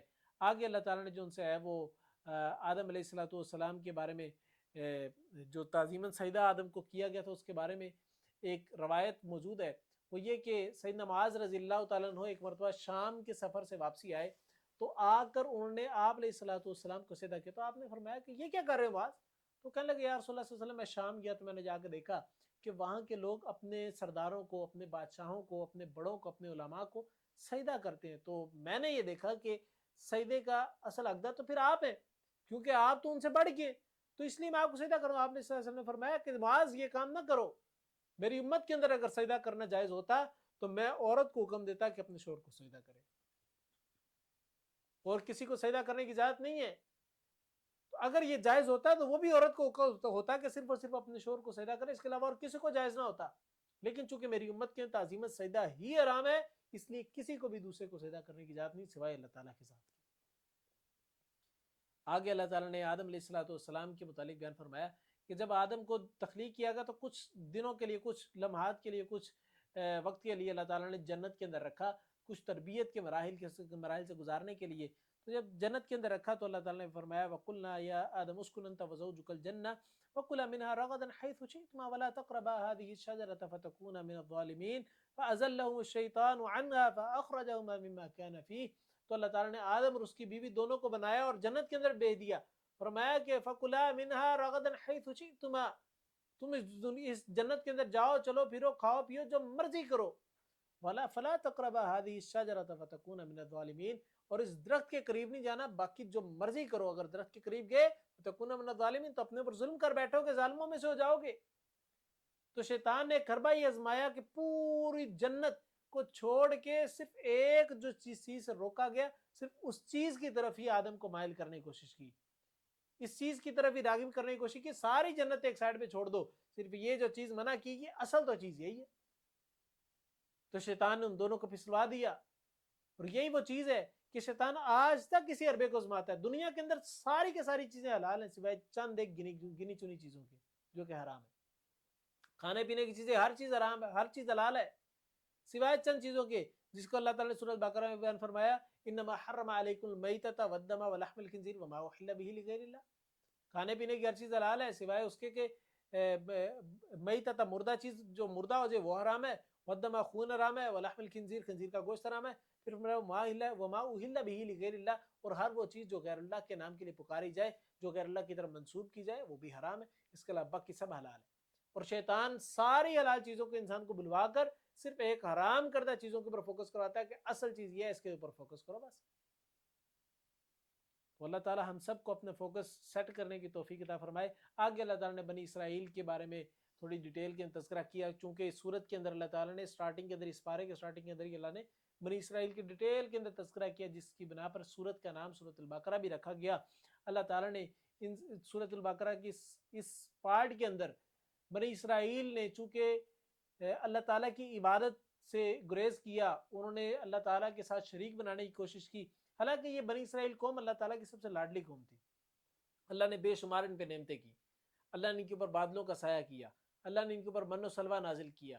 من و سلوہ سے مراد ان کے کھانے دو قسموں کے تھے، ایک وہ جو نمکین تھا اور ایک وہ جو میٹھا کھانا تھا۔ آج ہم لوگ بھی کھانا کھاتے ہیں، کوئی روٹی یا سالن یا کوئی چاول یا اس طرح کوئی بھی ڈش کھاتے ہیں تو کھانے کے بعد تھوڑا سا میٹھے کی طلب ہو رہی ہوتی ہے، تو انسان تھوڑا سا میٹھا کچھ کھا لیتا ہے، کچھ سویٹ ڈش کھا لیتا ہے، تو انسان کی میٹھے کی طلب پوری ہوئی تھی۔ تو ان لوگوں کے لیے اللہ تعالیٰ نے آسمان سے ان دونوں چیزوں کو نازل کیا ہوا تھا، پھر ان کے لیے زمین سے چشموں کو جاری کیا ہوا تھا، ان کو محنت کرنے کی ضرورت ہی نہیں پڑتی، کھانا پینا ہر چیز ان کو میسر تھی۔ لیکن اس قوم نے نافرمانی کی۔ اللہ نے صرف ساری نعمت دینے کے بعد ایک مطالبہ کیا، وہ یہ کہ میرے علاوہ کسی کے سامنے سجدہ نہیں کرنا، میرے ساتھ کسی کو شریک نہیں ٹھہرانا۔ لیکن یہ قوم ایسی ہڈ حرام اور نافرمان قوم تھی کہ انہوں نے اللہ کی عبادت کے ساتھ ساتھ بچڑے کی عبادت بھی شروع کر دی۔ جب بچڑے کی عبادت شروع کی، شرک کیا، تو اللہ تعالیٰ نے ان شرک کی توبہ کی قبولیت کے لیے ان کے اوپر ایک شرط عائد یہ کی کہ جن لوگوں نے اس قوم کے اندر رہتے ہوئے نافرمانی کی یعنی شرک کی ہے، وہ لوگ ان لوگوں کو قتل کیا جائے، یعنی اس قوم کے نیک لوگ اس قوم کے مشرک لوگوں کو قتل کریں گے۔ تو اس دور کے اندر موسیٰ علیہ السلام کی اس قوم میں سے 70,000 لوگوں کا قتل کیا گیا، اور اللہ تعالیٰ نے کی توبہ کو قبول فرما لیا۔ آگے اللہ تعالیٰ نے جو ان سے ہے وہ موسیٰ علیہ السلام کے بارے میں بیان فرمایا، وَإِذْ قُلْتُمْ يَا مُوسَىٰ لَن نُؤْمِنَ لَكَ حَتَّىٰ نَرَى اللَّهَ جَهْرَةً فَأَخَذَتْهُمُ الصَّاعِقَةُ وَأَنْتُمْ تَنظُرُونَ ثُمَّ بَعَثْنَاكُم مِّن بَعْدِ مَوْتِكُمْ لَعَلَّكُمْ تَشْكُرُونَ۔ تو اللہ تعالیٰ نے آیت نمبر 55 اور 56 کے اندر بیان فرمایا کہ اس قوم کو کے اوپر جب اللہ تعالیٰ نے موسیٰ علیہ السلام کو اللہ تعالیٰ نے تورات نازل کی، ان کو تورات عطا کی، تو کوہ طور کے اوپر موسیٰ علیہ السلام اپنے ساتھ اپنے قوم کے معزز اور بزرگ 70 لوگوں کو ساتھ لے گئے، تاکہ وہ اپنی اس نبوت کے اوپر گواہ کے طور پہ بنا لے۔ تو جب وہ ساتھ گئے تو جا کر انہوں نے جب موسیٰ علیہ السلام کے ہاتھ میں تورات دیکھی تو انکار کر دیا اور کہنے لگے کہ ہم اس کو تو تب تک نہیں مانیں گے حتی نر اللہ جہرا، جب تک ہم اللہ تعالیٰ کو اپنے سامنے نہ دیکھ لیں، اللہ ہمارے سامنے ہے ہم ایمان لیں گے۔ انہوں نے اس طریقے کی گستاخی کی تو اللہ تعالیٰ نے غضب کے اندر ان لوگوں کو موت کے گھاٹ اتار دی، ان لوگوں پہ عذاب نازل کیا، سب کے سب 70 لوگ مارے گئے۔ موسیٰ علیہ السلام پریشان کہ میں تو اپنی قوم کے ساتھ اپنے ساتھ 70 لوگوں کو لے کے آیا تھا قوم میں سے کہ اپنی نبوت کے اوپر گواہ بناؤں گا، جب یہ سارے لوگ مارے گئے ہیں وہ لوگ کس طریقے سے ایمان لیں گے؟ وہ تو کہیں کہ موسیٰ تم نے جا کے مروایا، لہٰذا ہم تو تمہارے پہ ایمان نہیں لے کے آئیں گے۔ انہوں نے اللہ تعالیٰ سے دعا کی اللہ میری قوم کے ان لوگوں کو معاف کر دے، ان لوگوں سے غلطی ہو گئی ہے، ان کو دوبارہ زندگی دے دے۔ تو اللہ تعالیٰ نے بیان فرمایا کہ ثم بعثناکم من بعد موتکم لعلکم تشکرون، تو اللہ تعالیٰ نے تمہیں موت کے بعد دوبارہ زندہ کیا، کس مقصد کے لیے؟ لعلکم تشکرون، تاکہ تم شکر ادا کرو۔ لیکن یہ قوم شکر سے بالکل آ رہی تھی، اللہ تعالیٰ کی نافرمانی پہ تلی ہوئی تھی، اللہ تعالیٰ کے ساتھ جو سے بغاوت پر تلی ہوئی تھی۔ تو اللہ تعالیٰ نے اسی چیز کا تذکرہ آگے بھی کیا کہ اللہ تعالیٰ نے اس قوم کو ایک دن دیا عبادت کے لیے جو کہ جمعے کا دن تھا، لیکن اس قوم نے چونکہ ٹھانی ہوئی تھی کہ ہم نے اللہ کے ہر حکم کی نافرمانی کرنی ہے، انہوں نے کہا ہم جمعے کے دن عبادت نہیں کریں گے بلکہ ہم ہفتے والے دن عبادت کریں گے۔ تو اللہ تعالیٰ نے ان کے لیے پھر ہفتے والا دن مقرر کر دیا کہ چلو ہفتے والے دن عبادت کرو، لیکن اس دن کوئی اور کام نہیں کرنا، کوئی بزنس نہیں کرنا، کوئی مچھلی نہیں پکڑنی، کچھ نہیں کرنا۔ چونکہ یہ قوم ساحل سمندر پہ رہتی تھی تو وہاں پر مچھلی پکڑا کرتی تھی، تو اللہ تعالیٰ نے ان پہ پابندی لگا دی کہ تم نے اب ہفتے والے دن کسی قسم کے کوئی دوسرا کام نہیں کرنا سوائے عبادت کے۔ تو اب یہ کرتے کیا تھے کہ ہفتے والے دن یہ دریا کے قریب اس طرح نالے سے بناتے تھے، تالاب سے بناتے تھے اور تالاب کا راستہ کھول دیتے تھے۔ جب راستہ کھل جاتا تھا پورے ہفتے والے دن مچھلی ساری اس تالاب کے اندر آتی تھی پانی کے ساتھ، تو اس کو بند کر دیتے تھے اور پھر اتوار والے دن وہاں سے نکال لیتے تھے مچھلی، اور کہتے تھے ہم نے تو ہفتے والے دن مچھلی نکالی نہیں، ہم نے تو اتوار والے دن نکال لی۔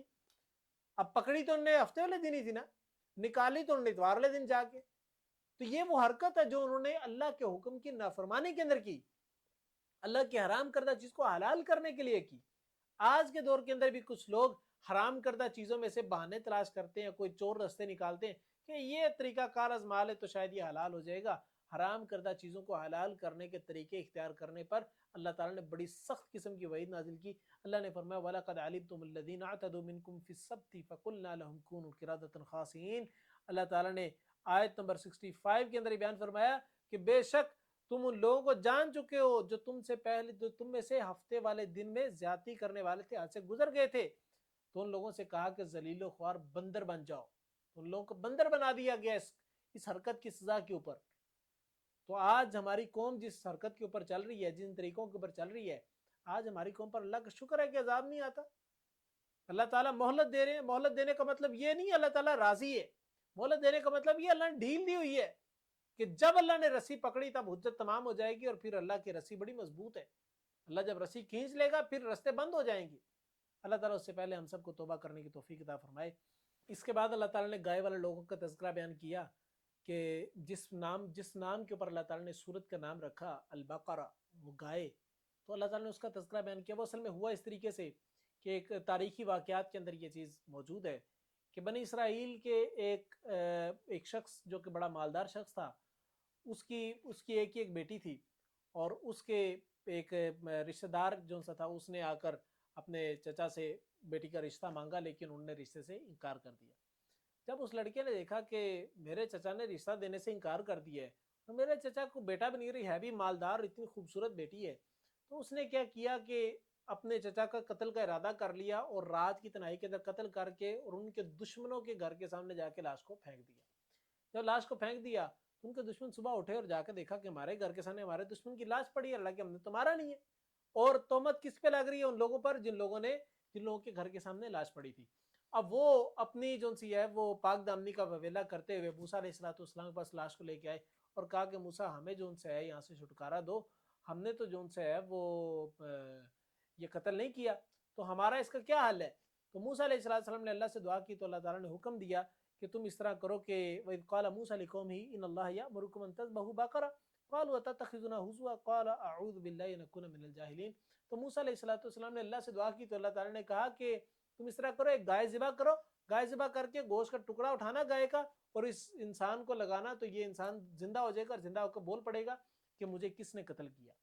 جب یہ حل موسیٰ علیہ السلام نے اللہ کے حکم سے بیان کیا تو وہ کہنے لگے قالوا اتتخذنا ہزوا، کیا موسیٰ کیا تم ہمارے ساتھ مذاق کرتا ہے؟ کیوں؟ کیونکہ ان کو پتا تھا کہ ان کے دل کے اندر کس کی محبت ہے؟ بچڑے کی محبت ہے، گائے کی محبت ڈلی ہوئی ہے.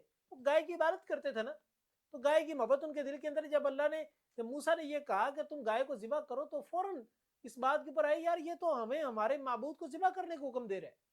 انہوں نے کہا قالوا تتخذنا ہزوا، کیا تم ہمارے ساتھ مذاق کرتا ہے؟ یہ کس طرح کی باتیں بہکی بہکی کر رہا ہے؟ موسیٰ علیہ السلام چونکہ اللہ کے رسول تھے تو کہنے لگے قالوا اعوذ باللہ قال اعوذ باللہ ان اکون من الجاہلین. انہوں نے کہا کہ میں اللہ کی پناہ مانگتا ہوں کہ میں جاہلوں والی بات کروں. یعنی معلومات دین کے معاملے میں مذاق کرنا یہ ایک جاہلوں والی حرکت ہے. آج دین کو کس طریقے سے مذاق بنایا جاتا ہے، دین کے شاعر کا مذاق بنایا جاتا ہے، یہ بہت بری قسم کی حرکت ہے. اللہ تعالی ہم سب کو اس حرکت سے بچائے. تو اللہ تعالی نے بیان فرمایا کہ ان لوگوں نے پھر اس پہ ٹال مٹویاں کی اور کہا کہ یہ گائے ایسی نہیں ویسی ہو، ویسی نہیں ایسے ہو، ابھی ہمیں پتہ نہیں لگا اس کا رنگ کیسا ہو، اس کی جسامت کیسی ہو، اس کا قد کاٹ کیسا ہو، اس کی عمر کتنی ہو، یہ ساری چیزیں بتانے کا کہا کوئی ہمیں کوئی نشانی دو. تو کرتے کراتے وہ گائے آ گئی جس گائے کی یہ لوگ عبادت کرتے تھے. ہر گائے کی عبادت نہیں کرتے، مخصوص قسم کی گائے کی عبادت کرتے تھے. جب انہوں نے سوالات کرنے شروع کیے گائے کس قسم کی ہو، تو وہ گائے بتاتے بتاتے اس گائے تک آپ پہنچے جو گائے اللہ تعالی جس گائے کی یہ لوگ عبادت کیا کرتے تھے. تو اب وہ گائے ان کو ذبح کرنے کا حکم دیا گیا. تو اللہ تعالی نے فرمایا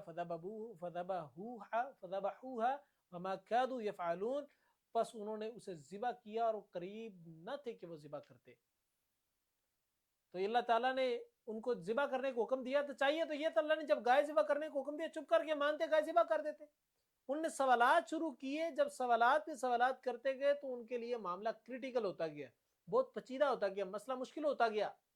لہذا دین کے معاملہ جب بھی پوچھنے جائیں کسی عالم سے، سمپل سے سوال کریں، اس کا جو جواب ملے چپ کر کے لیں اور آ کر عمل کر لیں، بجائے اس کے اس پہ سوال پہ سوال، سوال پر سوال، سوال پر سوال کرتے جائیں گے تو مشکل بنتی جائے گی. جب مشکل بنتی جائے گی تو پھر عمل کرنا مشکل ہو جائے گا. تو دین کا سوال، دین کے متعلق مسائل پوچھنے کے لیے بڑی احتیاط کے ساتھ جو سے ہے وہ معاملات کیا کریں. آگے اللہ تعالیٰ نے جو ان سے ہے وہ انسانوں کے دلوں کی کچھ اقسام بیان کی.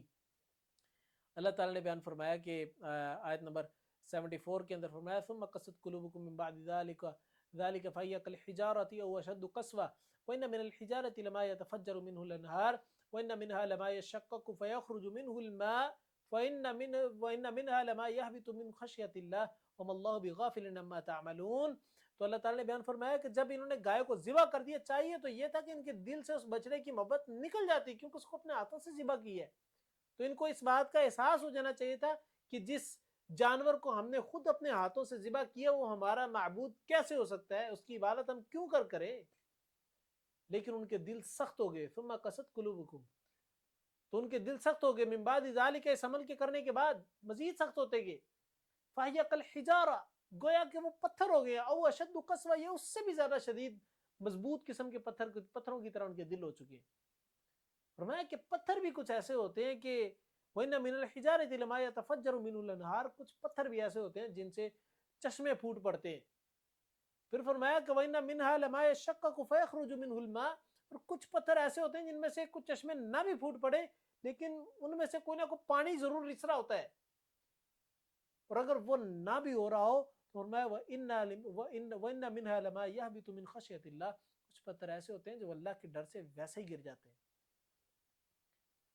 فرمایا وَمَا اللَّهُ بِغَافِلٍ عَمَّا تَعْمَلُونَ، اللہ تعالیٰ غافل نہیں ہے ان لوگوں کے اعمال سے، اللہ تعالیٰ سب جانتا ہے. انسان کے دل کی یہ کیفیت ہوتی ہے نا، کچھ دل ہوتے ہیں بہت زیادہ اللہ کے سامنے گڑ گڑانے والے، ذرا سی ان کو بس دین کی کوئی بات بتانے کی ضرورت ہوتی فوراً سے پہلے ڈر جاتے ہیں اور پابند ہو جاتے ہیں نیک اعمال کے. اور کچھ دل ایسے ہوتے ہیں جو ذرا سخت ہوئے ہوتے ہیں نا، کہ ان کو ذرا تھوڑی دیر بعد ان کو دین کے متعلق کچھ ریمائنڈر دے دینے چاہیے. ریمائنڈر ملتے رہے تو ان کے دل تھوڑے نرم رہتے ہیں، تھوڑے نم سے رہتے ہیں، آنکھیں نم سی رہتی ہیں اللہ تعالیٰ کی خشیت کے متعلق.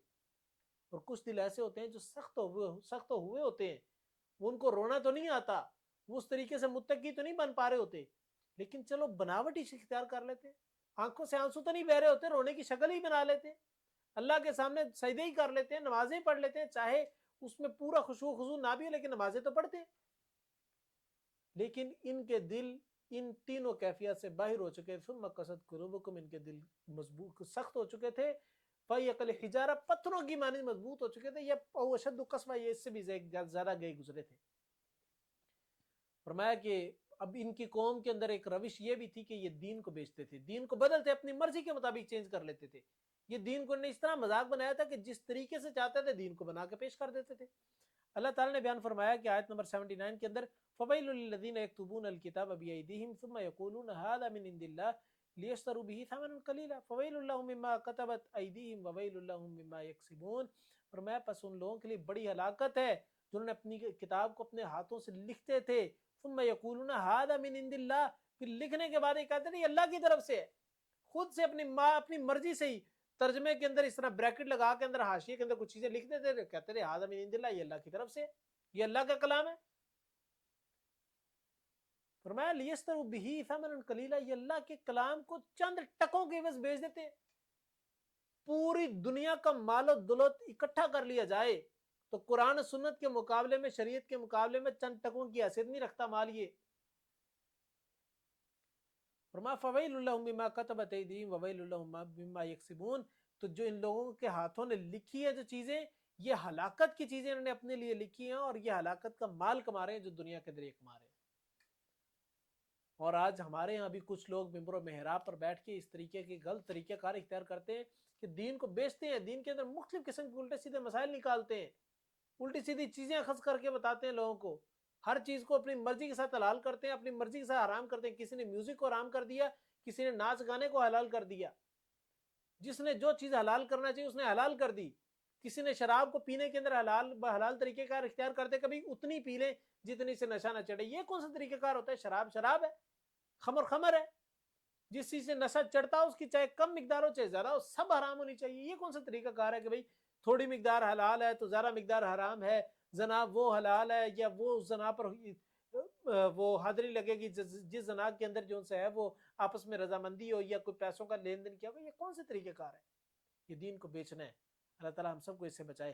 آگے یہودیوں کے کچھ غلط عقائد کے متعلق اللہ تعالیٰ نے کچھ بیانات بیان فرمائے. آیت نمبر 80 کے اندر اللہ تعالیٰ نے بیان فرمایا وَقَالُوا لَن تَمَسَّنَا النَّارُ إِلَّا أَيَّامًا مَعْدُودَةً. ان یہودیوں کا ایک نظریہ یہ تھا، ان کے علماء نے ان کے اندر یہ ایسی باتیں مشہور کی ہوئی تھیں کہ کہتے تھے کہ ہمیں جہنم کی آگ نہیں چھوئے گی، ہم جہنم میں نہیں جا سکیں گے الا ایاما معدودہ، مگر یہ کہ چند دن شاید عذاب ملے، اگر ملنا ہو تو، نہیں تو ہمیں عذاب نہیں ملنا.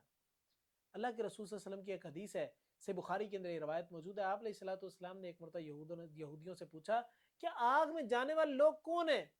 تو وہ کہنے لگے کہ ہم اگر اس میں گئے بھی تھوڑی دیر کے لیے جائیں گے، اس کے بعد ہماری جگہ تم لوگ لے لو گے. تو آپ علیہ الصلوۃ والسلام نے فرمایا تم بھی اس میں دفع رہو، اللہ کی قسم اس میں تمہاری جگہ ہم نہیں لیں گے کس صورت بھی. تو اس طریقے کے ان کے اندر عقائد پائے جاتے تھے. آگے اللہ تعالیٰ نے ان غلط عقائد کا جب جواب دیا تو اس انداز میں دیا، فرمایا قل اتخذتم عند الله عهدا فلن يخلف الله عهده ام تقولون على الله ما لا تعلمون بلى من كسب سيئة واحاطت به خطيئته فاولئك اصحاب النار هم فيها خالدون. فرمایا کہ کہہ دے کیا تم نے اللہ کے پاس کوئی عہد لے رکھا ہے کہ تم تھوڑی دیر کے لیے جہنم میں جاؤ گے اور اس کے بعد نکال دیے جاؤ گے؟ تو اللہ کبھی اگر تم نے عہد لے رکھا ہے تو یاد رکھو اللہ اپنے عہد سے پاسدار، اللہ اپنے عہد کی پاسداری کرتا ہے، اللہ اپنے عہد کی مخالفت نہیں کرتا. اور اگر تم یہ اپنے پاس سے باتیں کہہ رہے ہو، تم یہ اللہ کی طرف جھوٹ نسب کر رہے ہو، تقولون علی اللہ ما لا تعلمون، یا تم اپنے پاس سے جھوٹ بیان کر رہے ہو جس کو تم جانتے بھی نہیں کہ واقعی حقیقت ہے بھی نہیں کہ ہے وہی جھوٹ تم اللہ کی طرف بیان کرتے جا رہے ہو. بلا من کسب سیئۃ واحاطت به خطیئۃ فاولئک اصحاب النار هم فیہا خالدون. فرمایا کیوں نہیں جس نے بڑی برائی کمائی اور اسے اس کے گناہ نے گھیر لیا تو وہی آگ والے ہیں اور اس میں ہمیشہ رہنے والے ہیں. نعوذ باللہ من ذالک. آج ہمارے یہاں بھی کچھ لوگوں کے نظریہ پایا جاتا ہے نا کہ ہم لوگ تو پکے جنتی ہیں جی، ہمیں تو رسول اللہ صلی اللہ علیہ وسلم کی سفارش ہو جائے گی. اور بھئی ان لوگوں کی سفارش کیسے ہوگی جن لوگوں نے پوری زندگی رسول کے حکم کی مخالفت کے اندر گزاری ہو؟ ان لوگوں کی سفارش کیسے ہوگی جن نے پوری زندگی قرآن کی مخالفت کے اندر گزاری ہو؟ کیسے سفارش ہو سکتی ہے؟ اس کے آگے اللہ تعالیٰ نے کافروں کے متعلق کچھ ایسی علامتیں بیان کی کہ کافر دنیا کے مال کے لیے بہت زیادہ حریص ہیں، یہ دنیا کے پیچھے ہی بس لگے رہیں گے. کافروں کا رویہ کیا ہوتا ہے؟ ان کے ذہن کے اندر ہر وقت بس دنیا چل رہی ہوتی ہے کہ ہمیں دنیا مل جائے، ہمیں دنیا کا مال مل جائے، ہمیں یہ مل جائے، ہمیں وہ مل جائے، یہ گاڑی مل جائے، یہ بینک بیلنس اس طریقے سے ہو جائے، یہ مال و دولت ہمارے پاس ہو جائے. بس یہ ساری ان کی تگ و دو دنیا کے لیے ہوتی ہے، ہر وقت کی سوچ ان کی صرف دنیا کے لیے ہوتی ہے. تو اللہ تعالیٰ نے بیان فرمایا کہ وَلَتَجِدَنَّهُمْ أَحْرَصَ النَّاسِ عَلَىٰ حَيَاةٍ ومن الذین اشرکوا یود احدهم لو یعمر الف سنۃ وما هو بمزحزحه من العذاب ان یعمر واللہ بصیر بما یعملون۔ فرمایا کہ آپ ان کو پائیں گے جو لوگ کفر کرنے والے، اللہ کا انکار کرنے والے، اللہ کے ساتھ شرک کرنے والے، آپ ان کو پائیں گے یہ دنیا کی زندگی کے بارے میں بہت زیادہ حریص ہوں گے، یہ دنیا کے پیچھے دوڑنے والے ہوں گے۔ ان کی خواہش کیا ہوگی؟ ان کی خواہش یہ ہوگی یود احدهم لو یعمر الف سنۃ، ان کی خواہش یہ ہوگی کہ ان میں سے ہر ایک بندے کی عمر کتنی ہو جائے؟ 1000 سال تک لمبی ہو جائے، یعنی ہزاروں سال یہ لمبی عمریں مانگتے ہیں کہ ان کی زندگیاں بس لمبی ہو جائیں، یہ کس طریقے دنیا کا مال بس سمیٹتے جائیں۔ فرمایا کہ وما ہوا بمزحزحه من العذاب ان یعمر واللہ بصیر بما یعملون، یہ یاد رکھو کہ ان کی زندگی کا لمبا ہونا ان کو اللہ کے عذاب سے نہیں بچا سکتا۔ یہ لاکھ کوشش کر لیں، لاکھ اپنی عمر کو لمبا کرنے کی کوشش کر لیں، اللہ کے عذاب سے نہیں بچ سکتے۔ اللہ کا عذاب جو ان کے لیے لکھا گیا ہے، یہ لاکھ اس کے لیے کوشش کر لیں، جب عذاب آنے والا ہونا ہے تو یہ اللہ کے عذاب سے نہیں بچ سکتے۔ واللہ بصیر بما یعملون، اللہ دیکھ رہا ہے ان کی ایک ایک حرکت کو، یہ جو دنیا کے اندر کر رہے ہیں اور جس سوچ کے ساتھ کر رہے ہیں، اللہ سب کو جانتا ہے، سب کو دیکھ رہا ہے۔ لہٰذا ہر وقت اپنی موت کو یاد رکھنا چاہیے۔ جتنی مرضی لمبی زندگی ہو جائے، موت سے تو بھاگ نہیں سکتے، کہاں جائیں گے؟ موت کو ہر وقت یاد رکھیے۔ اللہ کے رسول صلی اللہ علیہ وسلم کی حدیث فرمایا لذتوں کو توڑنے والی چیز کو یاد کرو، موت کو یاد کرو۔ انسان موت کو یاد رکھے گا تو انسان دنیا کے اندر جلاد نہیں بن جائے گا، دنیا کے اندر فرعون کی والی صفات نہیں اپنے اندر لے آئے گا، بلکہ ہمبل رہے گا، عاجز بن کے رہے گا۔ آگے اللہ تعالیٰ نے دنیاوی اس محبت کا نقصان بھی بیان کیا، جن لوگوں کے دلوں کے اندر مال کی محبت ہوتی ہے، ان لوگوں کے لیے اللہ تعالیٰ نے کچھ چیزوں کو بیان فرمایا، اور فرمایا کہ اللہ کے رسول صلی اللہ علیہ وسلم کی حدیث فرمایا کہ قریب ہے ایک وقت ایسا آئے گا کہ تم لوگوں پر پوری دنیا ٹوٹ پڑے گی، کفار ٹوٹ پڑے گی۔ صحابہ نے عرض کی یا رسول اللہ صلی اللہ علیہ وسلم کیا اس وقت ہم تعداد میں بڑے کم ہوں گے؟ تو اللہ کے رسول نے فرمایا نہیں، تعداد میں بہت زیادہ ہوگے، لیکن تم سمندر کی جھاگ کی مانند ہوگے جس کی کوئی حیثیت نہیں ہے، یعنی کہ تمہارا خوف اللہ تعالیٰ دشمن کے دل سے نکال دے گا اور تمہارے اندر وہن کو ڈال دے گا۔ صحابہ نے سوال کیا رسول اللہ صلی اللہ علیہ وسلم وہن کیا ہے؟ تو آپ نے فرمایا کہ یہ دنیا کی محبت ہے اور موت کا ڈر ہے، کہ مومن کے دل کے اندر جب دنیا کی محبت آ جائے اور موت کا ڈر آ جائے تو مومن موت سے بھاگنا شروع ہو جاتا ہے، تو مومن کی حیثیت اس دنیا میں کوئی نہیں رہ جاتی، مومن کا وزن ہی نہیں رہ جاتا، مومن کی کوئی وقت کوئی اوقات نہیں رہ جاتی جب اس کے دل کے اندر مال کی محبت پیدا ہو جائے اور موت کا ڈر پیدا ہو جائے۔ مومن تو وہ ہوتا ہے جو مال کی محبت نہیں رکھتا اپنے دل کے اندر، مال کو اپنے ہاتھ کی میل بنا کے رکھتا ہے اور ہاتھ کے اوپر رکھتا ہے تاکہ استعمال کرتا جائے، اور دل کے اندر اپنے ایمان کی محبت رکھتا ہے تاکہ ایمان محفوظ رہے۔ مال آج ہے تو اس کو لگا دیتے ہیں، اور موت کا ڈر نہیں رکھتا، کفن سینے پہ باندھ کے چلتا ہے، سر پہ ماتھے پہ کفن باندھ کے نکلتا ہے، کیونکہ پتہ ہے کہ یا شہادت ہے یا پھر غازی بن کے آئیں گے، کوئی ایک چیز بن کے آئیں گے، بھاگ کے نہیں آئیں گے، موت سے نہیں ڈرتے۔ یہ مومن کی صفات ہونی چاہیے۔ آگے اللہ تعالیٰ نے یہودیوں کی ایک خصلت کے بارے میں بیان فرمایا کہ یہودی نسل پرست قوم تھی، یہ نسل پرستی کے اندر بہت زیادہ آگے تھی، ان کے ہاں انسانیت کی کوئی اہمیت نہیں تھی، ان کے ہاں ایمان کی کوئی اہمیت نہیں تھی، ان کے ہاں ایمان والوں کی کوئی اہمیت نہیں تھی، ان کی اہمیت تھی تو صرف اپنی نسل کی، اپنی قوم کی۔ اللہ نے فرمایا آیت نمبر 91 کے اندر وَإِذَا قِيلَ لَهُمْ آمِنُوا بِمَا أَنزَلَ اللَّهُ قَالُوا نُؤْمِنُ بِمَا أُنزِلَ عَلَيْنَا وَيَكْفُرُونَ بِمَا وَرَاءَهُ، اور جب ان سے کہا جاتا ہے کہ اس پر ایمان لو جو اللہ نے نازل کیا، تو کہتے ہیں کہ ہم اس پر ایمان رکھتے ہیں جو ہم پر نازل کیا گیا، جو اس کے علاوہ ہے ہم اسے نہیں مانتے۔ یعنی اسحاق علیہ السلام کی نسل میں جو نبوت چلتی ہے ہم صرف اس کو مانتے ہیں، جو اسماعیل کی نسل میں نبوت آئی ہم اس کو کیوں مانیں؟ ہم اس کو مانتے ہی نہیں ہیں۔ حالانکہ چاہیے مومن کو یہ کہ اس کا رویہ یہ ہونا چاہیے کہ نبوت کے اوپر ایمان لے کے آئے، نبی کے اوپر ایمان لے کے آئے، چاہے نبی کسی بھی قوم یا قبیلے سے ہو، کیا فرق پڑتا ہے؟ اصل تو یہ ہے کہ اللہ کے احکامات اتر رہے ہیں کہ نہیں اتر رہے ہیں تو ایمان لے کے آؤ، چاہے وہ ایک کم تر قبیلے سے کیوں نہ ہو، کسی بھی قبیلے سے ہو، اس پر ایمان لانا فرض ہے۔ لیکن لوگوں کا رویہ یہ تھا کہ ان لوگوں نے نسل پرستی کے اتنا آگے بڑھ کے کہا کہ نہیں، ہم صرف اپنی قوم کے نبیوں پر ایمان لائیں گے، غیر قوم کے نبیوں پر ایمان نہیں لے کے آئیں گے۔ یعنی یہ سمجھتے ہیں شاید ہم لوگ حق ہیں، باقی ساری دنیا جانوروں کی طرح ہے، اور آج یہ رویہ ہمارے ساتھ ہے. آج جو اسرائیل جو معاملات کر رہا ہے وہ شاید باقی انسانوں کو جانوروں کی طرح سمجھتے ہیں، اس لیے جانوروں کی طرح ٹریٹ کرتے ہیں. تو آگے اللہ تعالیٰ نے جادو کے متعلق کچھ چیزیں بیان کی کہ یہ قوم جادو کے اندر اتنا آگے بڑھ چکی ہوئی تھی کہ ان لوگوں نے تہمت لگائی کہ شاید سلیمان علیہ الصلوۃ والسلام بھی جادو کے بل بوتے پر ہی حکومت کرتے تھے. تو اللہ تعالیٰ نے اس کے متعلق بیان فرمایا وَاتَّبَعُوا مَا تَتْلُو الشَّيَاطِينُ عَلَى مُلْكِ سُلَيْمَانَ وَمَا كَفَرَ سُلَيْمَانُ وَلَكِنَّ الشَّيَاطِينَ كَفَرُوا يُعَلِّمُونَ النَّاسَ السِّحْرَ وَمَا أُنزِلَ عَلَى الْمَلَكَيْنِ بِبَابِلَ هَارُوتَ وَمَارُوتَ وَمَا يُعَلِّمَانِ مِنْ أَحَدٍ حَتَّى يَقُولَا إِنَّمَا نَحْنُ فِتْنَةٌ فَلَا تَكْفُرْ وَيَتَعَلَّمُونَ مِنْهُمَا مَا يُفَرِّقُونَ بِهِ بَيْنَ الْمَرْءِ وَزَوْجِهِ وَمَا هُمْ بِضَارِّينَ بِهِ مِنْ أَحَدٍ إِلَّا بِإِذْنِ اللَّهِ وَيَتَعَلَّمُونَ مَا يَضُرُّهُمْ وَلَا يَنْفَعُهُمْ. اللہ تعالیٰ نے بیان فرمایا کہ اور وہ چیز وہ اس چیز کے پیچھے لگے تھے جو شیاطین سلیمان علیہ السلام کے سلطنت کے اندر جو سنا وہ کیا کرتے تھے. اور پھر فرمایا کہ وما کفر سلیمان ولکن الشیاطین کفروا، اور سلیمان علیہ السلام نے کفر نہیں کیا، یعنی کہ اللہ تعالیٰ نے جادو کو کفر کہا ہے. یعنی جادو کرنے والا، کروانے والا اور اس کے ساتھ مل کے عمل کرنے والے اور جادو کے اوپر، جادو کے اثر کو اپنے اوپر حاوی کرنے والے سارے لوگ جو ان سے ہے نا وہ ایمان سے نکل جاتے ہیں. جادو کے اوپر ایمان رکھنا ضروری کہ اللہ تعالیٰ کی طرف سے ایک یہ بھی علم ہے، لیکن اس کو سیکھنا، اس کو سکھانا، اس کو کروانا یہ سب حرام ہے. یہ سب کروانے والے لوگ ایمان سے نکل جاتے ہیں. فرمایا وما کفر سلیمان ولکن الشیاطین کفروا، لیکن ان کو شیطانوں نے کفر کیا. یعلمون الناس السحر، وہ لوگوں کو جادو سکھاتے تھے. پھر فرمایا وما انزل علی الملکین ببابل ہاروت و ماروت، اور یہ لوگ ہر اس چیز کو جا کے سیکھتے تھے جو کہ ہاروت اور ماروت کے اوپر اللہ تعالیٰ نے نازل کی اور جو وہ لوگ سکھاتے تھے. پھر میں وما یعلمان من احد حتی یقولا انما نحن فتنۃ فلا تکفر، اور وہ دونوں لوگوں کے پاس یعنی ہاروت اور ماروت دونوں فرشتوں کے پاس جتنے لوگ جاتے تھے ہاروت اور ماروت پہلے کہتے تھے ہم تو جو چیز سکھا رہے ہیں یہ اللہ کی طرف سے آزمائش ہے، نحن فتنہ، ہم فتنہ آزمائش ہیں، فلا تکفر، تم لوگ کفر نہ کرو. لیکن وہ پھر بھی سیکھتے تھے. وَيَتَعَلَّمُونَ مِنْهُ مَا يُفَرِّقُونَ بِهِ بَيْنَ الْمَرْءِ وَزَوْجِهِ، وہ ہر وہ چیز سیکھتے تھے جو وہ دونوں سکھاتے تھے. اور وہ اسے کیا کرتے تھے؟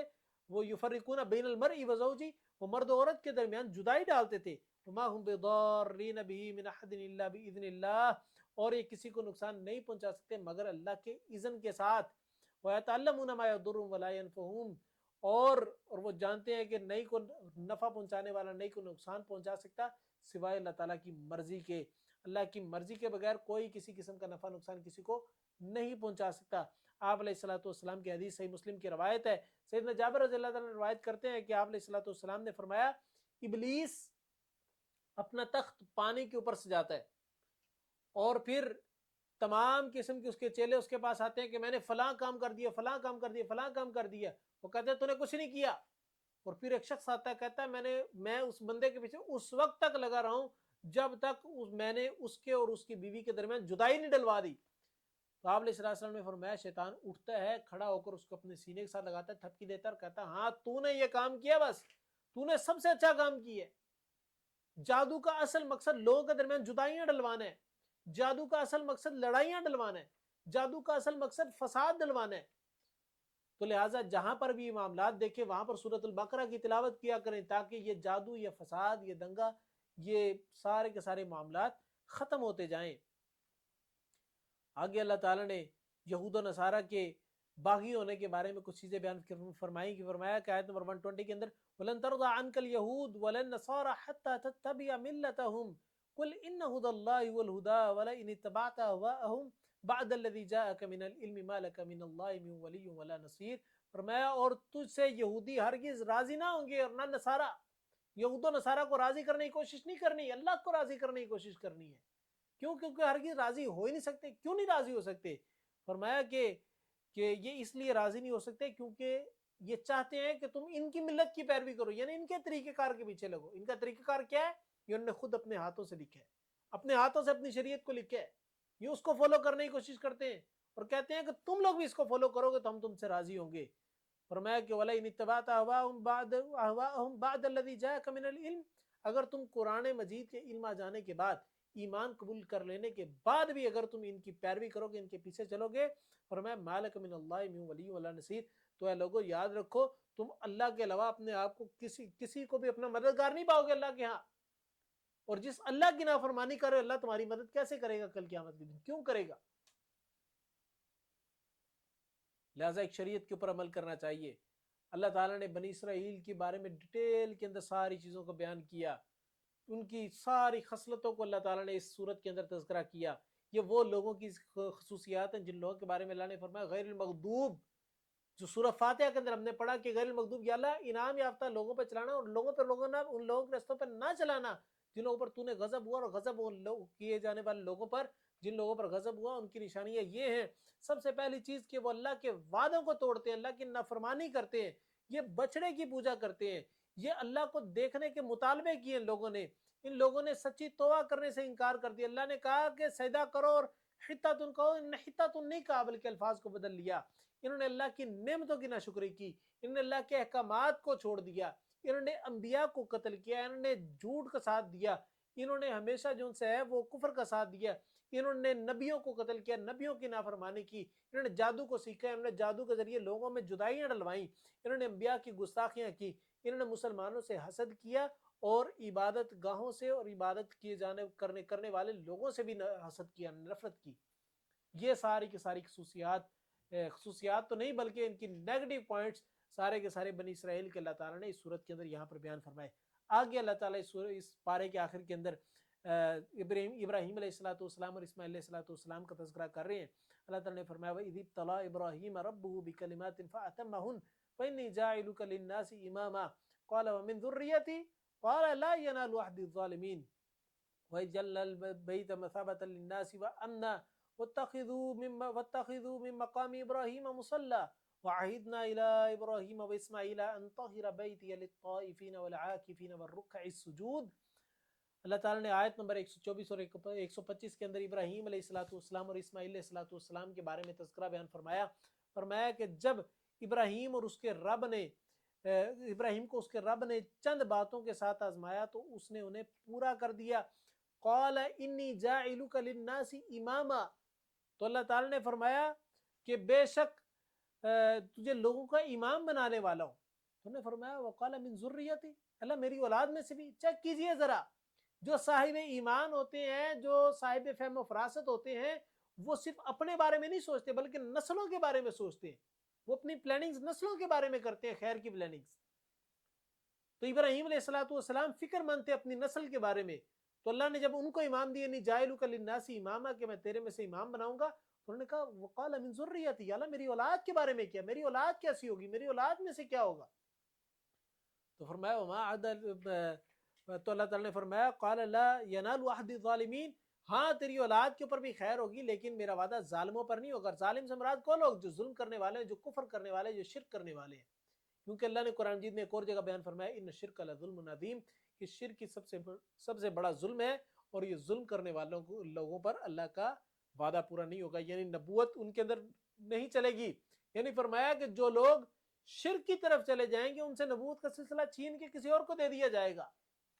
تو اللہ تعالیٰ نے وہی کیا۔ پھر فرمایا وَإِجَّلْنَا الْبَيْتَ مَثَابَةً لِلنَّاسِ أَمْنًا لِلنَّاسِ وَأَمْنًا وَاتَّخِذُوا مِن مَّقَامِ إِبْرَاهِيمَ مُصَلًّى، تو اللہ تعالیٰ نے بیان فرمایا کہ جب ہم نے اس گھر کو لوگوں کے لیے لوٹ کر آنے کی جگہ اور سراسر امن بنایا، تو تم ابراہیم کے جائے مقام کو نماز کی جگہ بناؤ، اور ہم نے ابراہیم اور اسماعیل کو تاکید کی کہ تم میرے گھر کو طواف کرنے والوں کے لیے اور اعتکاف کرنے والوں کے لیے، رکوع و سجود کرنے والوں کے لیے پاک صاف کر کے رکھو۔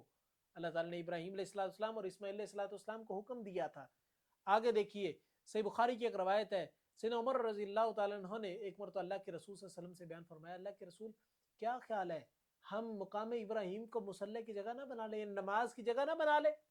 انہوں نے یہ اللہ کے رسول صلی اللہ علیہ وسلم سے اپنی رائے کا اظہار کیا تو اللہ تعالیٰ نے قرآن مجید بنا کر اتار دیا وَاتَّخِذُوا مِن مَّقَامِ إِبْرَاهِيمَ مُصَلًّى، کہ اللہ اے نبی اپنے اس ابراہیم کے اس مقام کو، ابراہیم علیہ السلام کے اس قدموں کے مقام کو جائے مصلی بنا لو، نماز کی جگہ بنا لو۔ ابراہیم علیہ السلام کے اس مقام کے اوپر نماز پڑھنا شروع کی، اور آج تک امت اس طریقے کے اوپر چل رہی ہے۔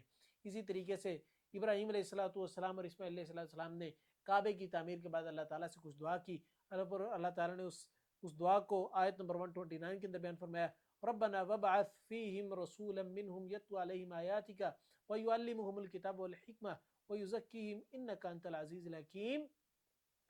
اللہ تعالیٰ نے جو ان سے ہے وہ کعبے کی تعمیر کے بعد اسماعیل علیہ الصلوۃ والسلام نے جو دعا کی، اس دعا کا تذکرہ کرتے ہوئے بیان فرمایا کہ تمہارے جو نسل ہوگی اس میں سے لوگوں کو امام بنایا جائے گا اور ایک رسول بنا کر بھیجا جائے گا، یتلو علیہم آیاتک، جو تمہارے پر قرآن مجید کی جو تمہارے پر اللہ کی آیات کی تلاوت کرے گا، وَيُعَلِّمُهُمُ الْكِتَابَ، اور تمہیں کتاب سکھائے گا، یعنی قرآن کیا کہتا ہے اس کی ڈیٹیلز بتائے گا، تمہیں اس کی وضاحت کر کے بتائے گا، والحکمہ، اور حکمت کی باتیں سکھائے گا، دانائی کی باتیں سکھائے گا، وَيُزَكِّيهِمْ، اور تمہارا تزکیہ کرے گا، کتھارسس کرے گا، تمہیں اندر سے پاک کرنے کی کوشش کرے گا، انک انت العزیز الحکیم، بے شک اللہ تعالیٰ غالب ہے ہر چیز کے اوپر، کمال حکمت والا ہے۔ آگے اللہ تعالیٰ نے اللہ تعالیٰ نے جو ان سے نبی علیہ الصلوۃ والسلام اور ابراہیم اور اسماعیل علیہ الصلوۃ والسلام کی دعا کا نتیجہ ایک آپ علیہ الصلوۃ والسلام کی صورت کے اندر بیان کیا کہ جو ان کی دعا تھی کہ یا اللہ ومن ذریتی، میری اولاد میں سے بھی کیا یہ لوگ ہوں گے، تو اللہ تعالیٰ نے اس دعا کی قبولیت آپ علیہ الصلوۃ والسلام کی صورت کے اندر بیان فرمائی۔ تو اللہ تعالیٰ نے آیت نمبر 122 اور 123 کے اندر بیان فرمایا، وَوَصَّى بِهَا إِبْرَاهِيمُ بَنِيهِ وَيَعْقُوبُ یا بنی ان اللہ اصطفى لكم الدین فلا تموتن الا وانتم مسلمون ام کنتم شهداء اذ حضر يعقوب الموت اذ قال لبنيه ما تعبدون من بعدي قالوا نعبد الهك واله آبائك وابراهيم واسماعيل واسحاق اله واحد ونحن له مسلمون۔ اللہ تعالیٰ نے بیان فرمایا کہ وَوَصَّى بِهَا إِبْرَاهِيمَ وَبَنِيهِ وَيَعْقُوبُ، اور اس کی وصیت ابراہیم نے اپنے بیٹوں کو کی اور یعقوب نے بھی، یعنی کہ توحید کی وصیت اللہ تعالیٰ کے حکم سے ابراہیم علیہ الصلوۃ والسلام نے بھی اپنے بیٹوں کو کی اور یعقوب علیہ الصلوۃ والسلام نے بھی اپنے 12 بیٹوں کو کی، جن کے اندر بنیامین بھی موجود تھے اور یوسف علیہ الصلوۃ والسلام بھی موجود تھے۔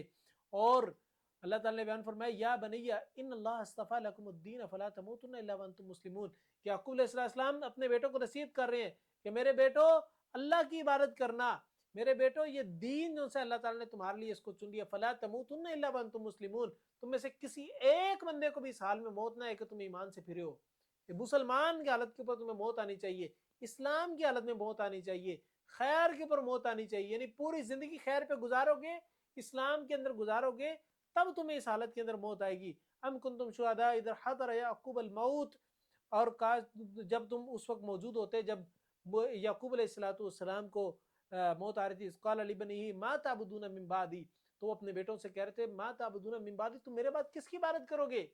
ساروں نے یکمشت ایک آواز میں کہا قالوا نعبد الہک و الہ آبائک ابراہیم و اسماعیل و اسحاق الہ واحد، کہ اللہ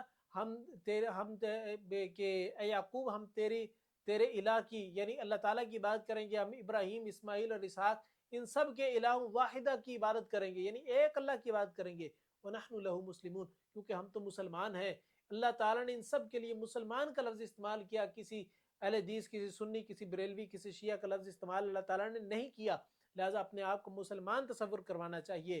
اس پارے کے آخر کے اندر اللہ تعالیٰ نے ایک بات کو کلیئرلی بیان کر کے ساری انسانیت کے لیے ایک بڑی ہی اصول بنا دیا۔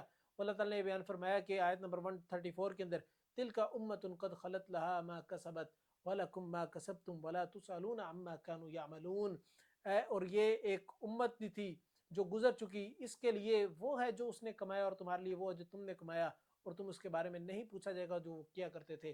یعنی ہر انسان سے اس کے اعمال کے متعلق سوال ہونا ہے، کسی بھی انسان سے کسی دوسرے انسان کے عمل کے متعلق سوال نہیں ہونا۔ ہر انسان نے اپنے کیے ہوئے کو کاٹنا ہے، ہر انسان نے اپنے بوجھ کو اٹھانا ہے، ہر انسان نے اسی عمل کا جواب دینا ہے جو عمل اس نے کیا ہوگا، جو اس نے نیکیاں کی ہیں اسی کے سامنے ظاہر ہونی ہے، جو گناہ کیے ہیں اس کو واپسی ملنے ہے۔ ہر انسان کے اعمال کے سزا اور جزا اسی کے اعمال کے ساتھ ہوگی، کسی اور کے اعمال کا بوجھ انسان نہیں اٹھائے گا۔ اور یہ جو ہمارے مشہور ہے کہ ہم نے فلاں کی بیعت کر لی ہے تو لہٰذا ہمیں بخشوا دیں گے، ایسا کوئی تصور کل قیامت کے دن نہیں ہوگا۔ ہر انسان اپنی اپنی قبر کے اندر جائے گا، اپنا اپنا حساب دے گا، اللہ سے دعا کرتے ہیں کہ اللہ تعالی ہم سب کا حساب آسان کر دے۔ اللہ تعالیٰ سے دعا ہے کہ اللہ تعالیٰ ہم سب کو قرآن و سنت کے اوپر چلنے والا بنا دے۔ اللہ تعالیٰ ہم سب کو قرآن و سنت کے مطابق زندگی گزارنے والا بنا دے، اور یہود و نصارہ کی پیروی نہ کرنے کے اوپر لے کے جائے، اور ہمیں ایمان کے اوپر لے کے آئے، اور ایمان والوں کی خصلتیں ہمارے اندر پیدا فرمائے، متقین کی صفات ہمارے اندر پیدا فرمائے، اور ہمارے اندر انعام یافتہ لوگوں والی صفات پیدا فرمائے، اور انعام یافتہ لوگوں کے ساتھ ہمارا حشر کرے۔ اللہ سے دعا کہ اللہ تعالیٰ ہم سب کو قرآن و سنت کے مطابق زندگی گزارنے کی توفیق عطا فرمائے۔ میں نے جو کچھ بیان کیا اس بارے میں، جو صحیح بیان ہوا وہ صرف اور صرف اللہ رب العزت کی توفیق کے سبب سے تھا، اور جو کوئی غلطی کوتاہی ہوئی وہ میرے طالب علم ہونے کی پختہ دلیل تھی۔ وآخر دعوانا ان الحمد للہ رب العالمین۔ السلام علیکم ورحمۃ اللہ وبرکاتہ۔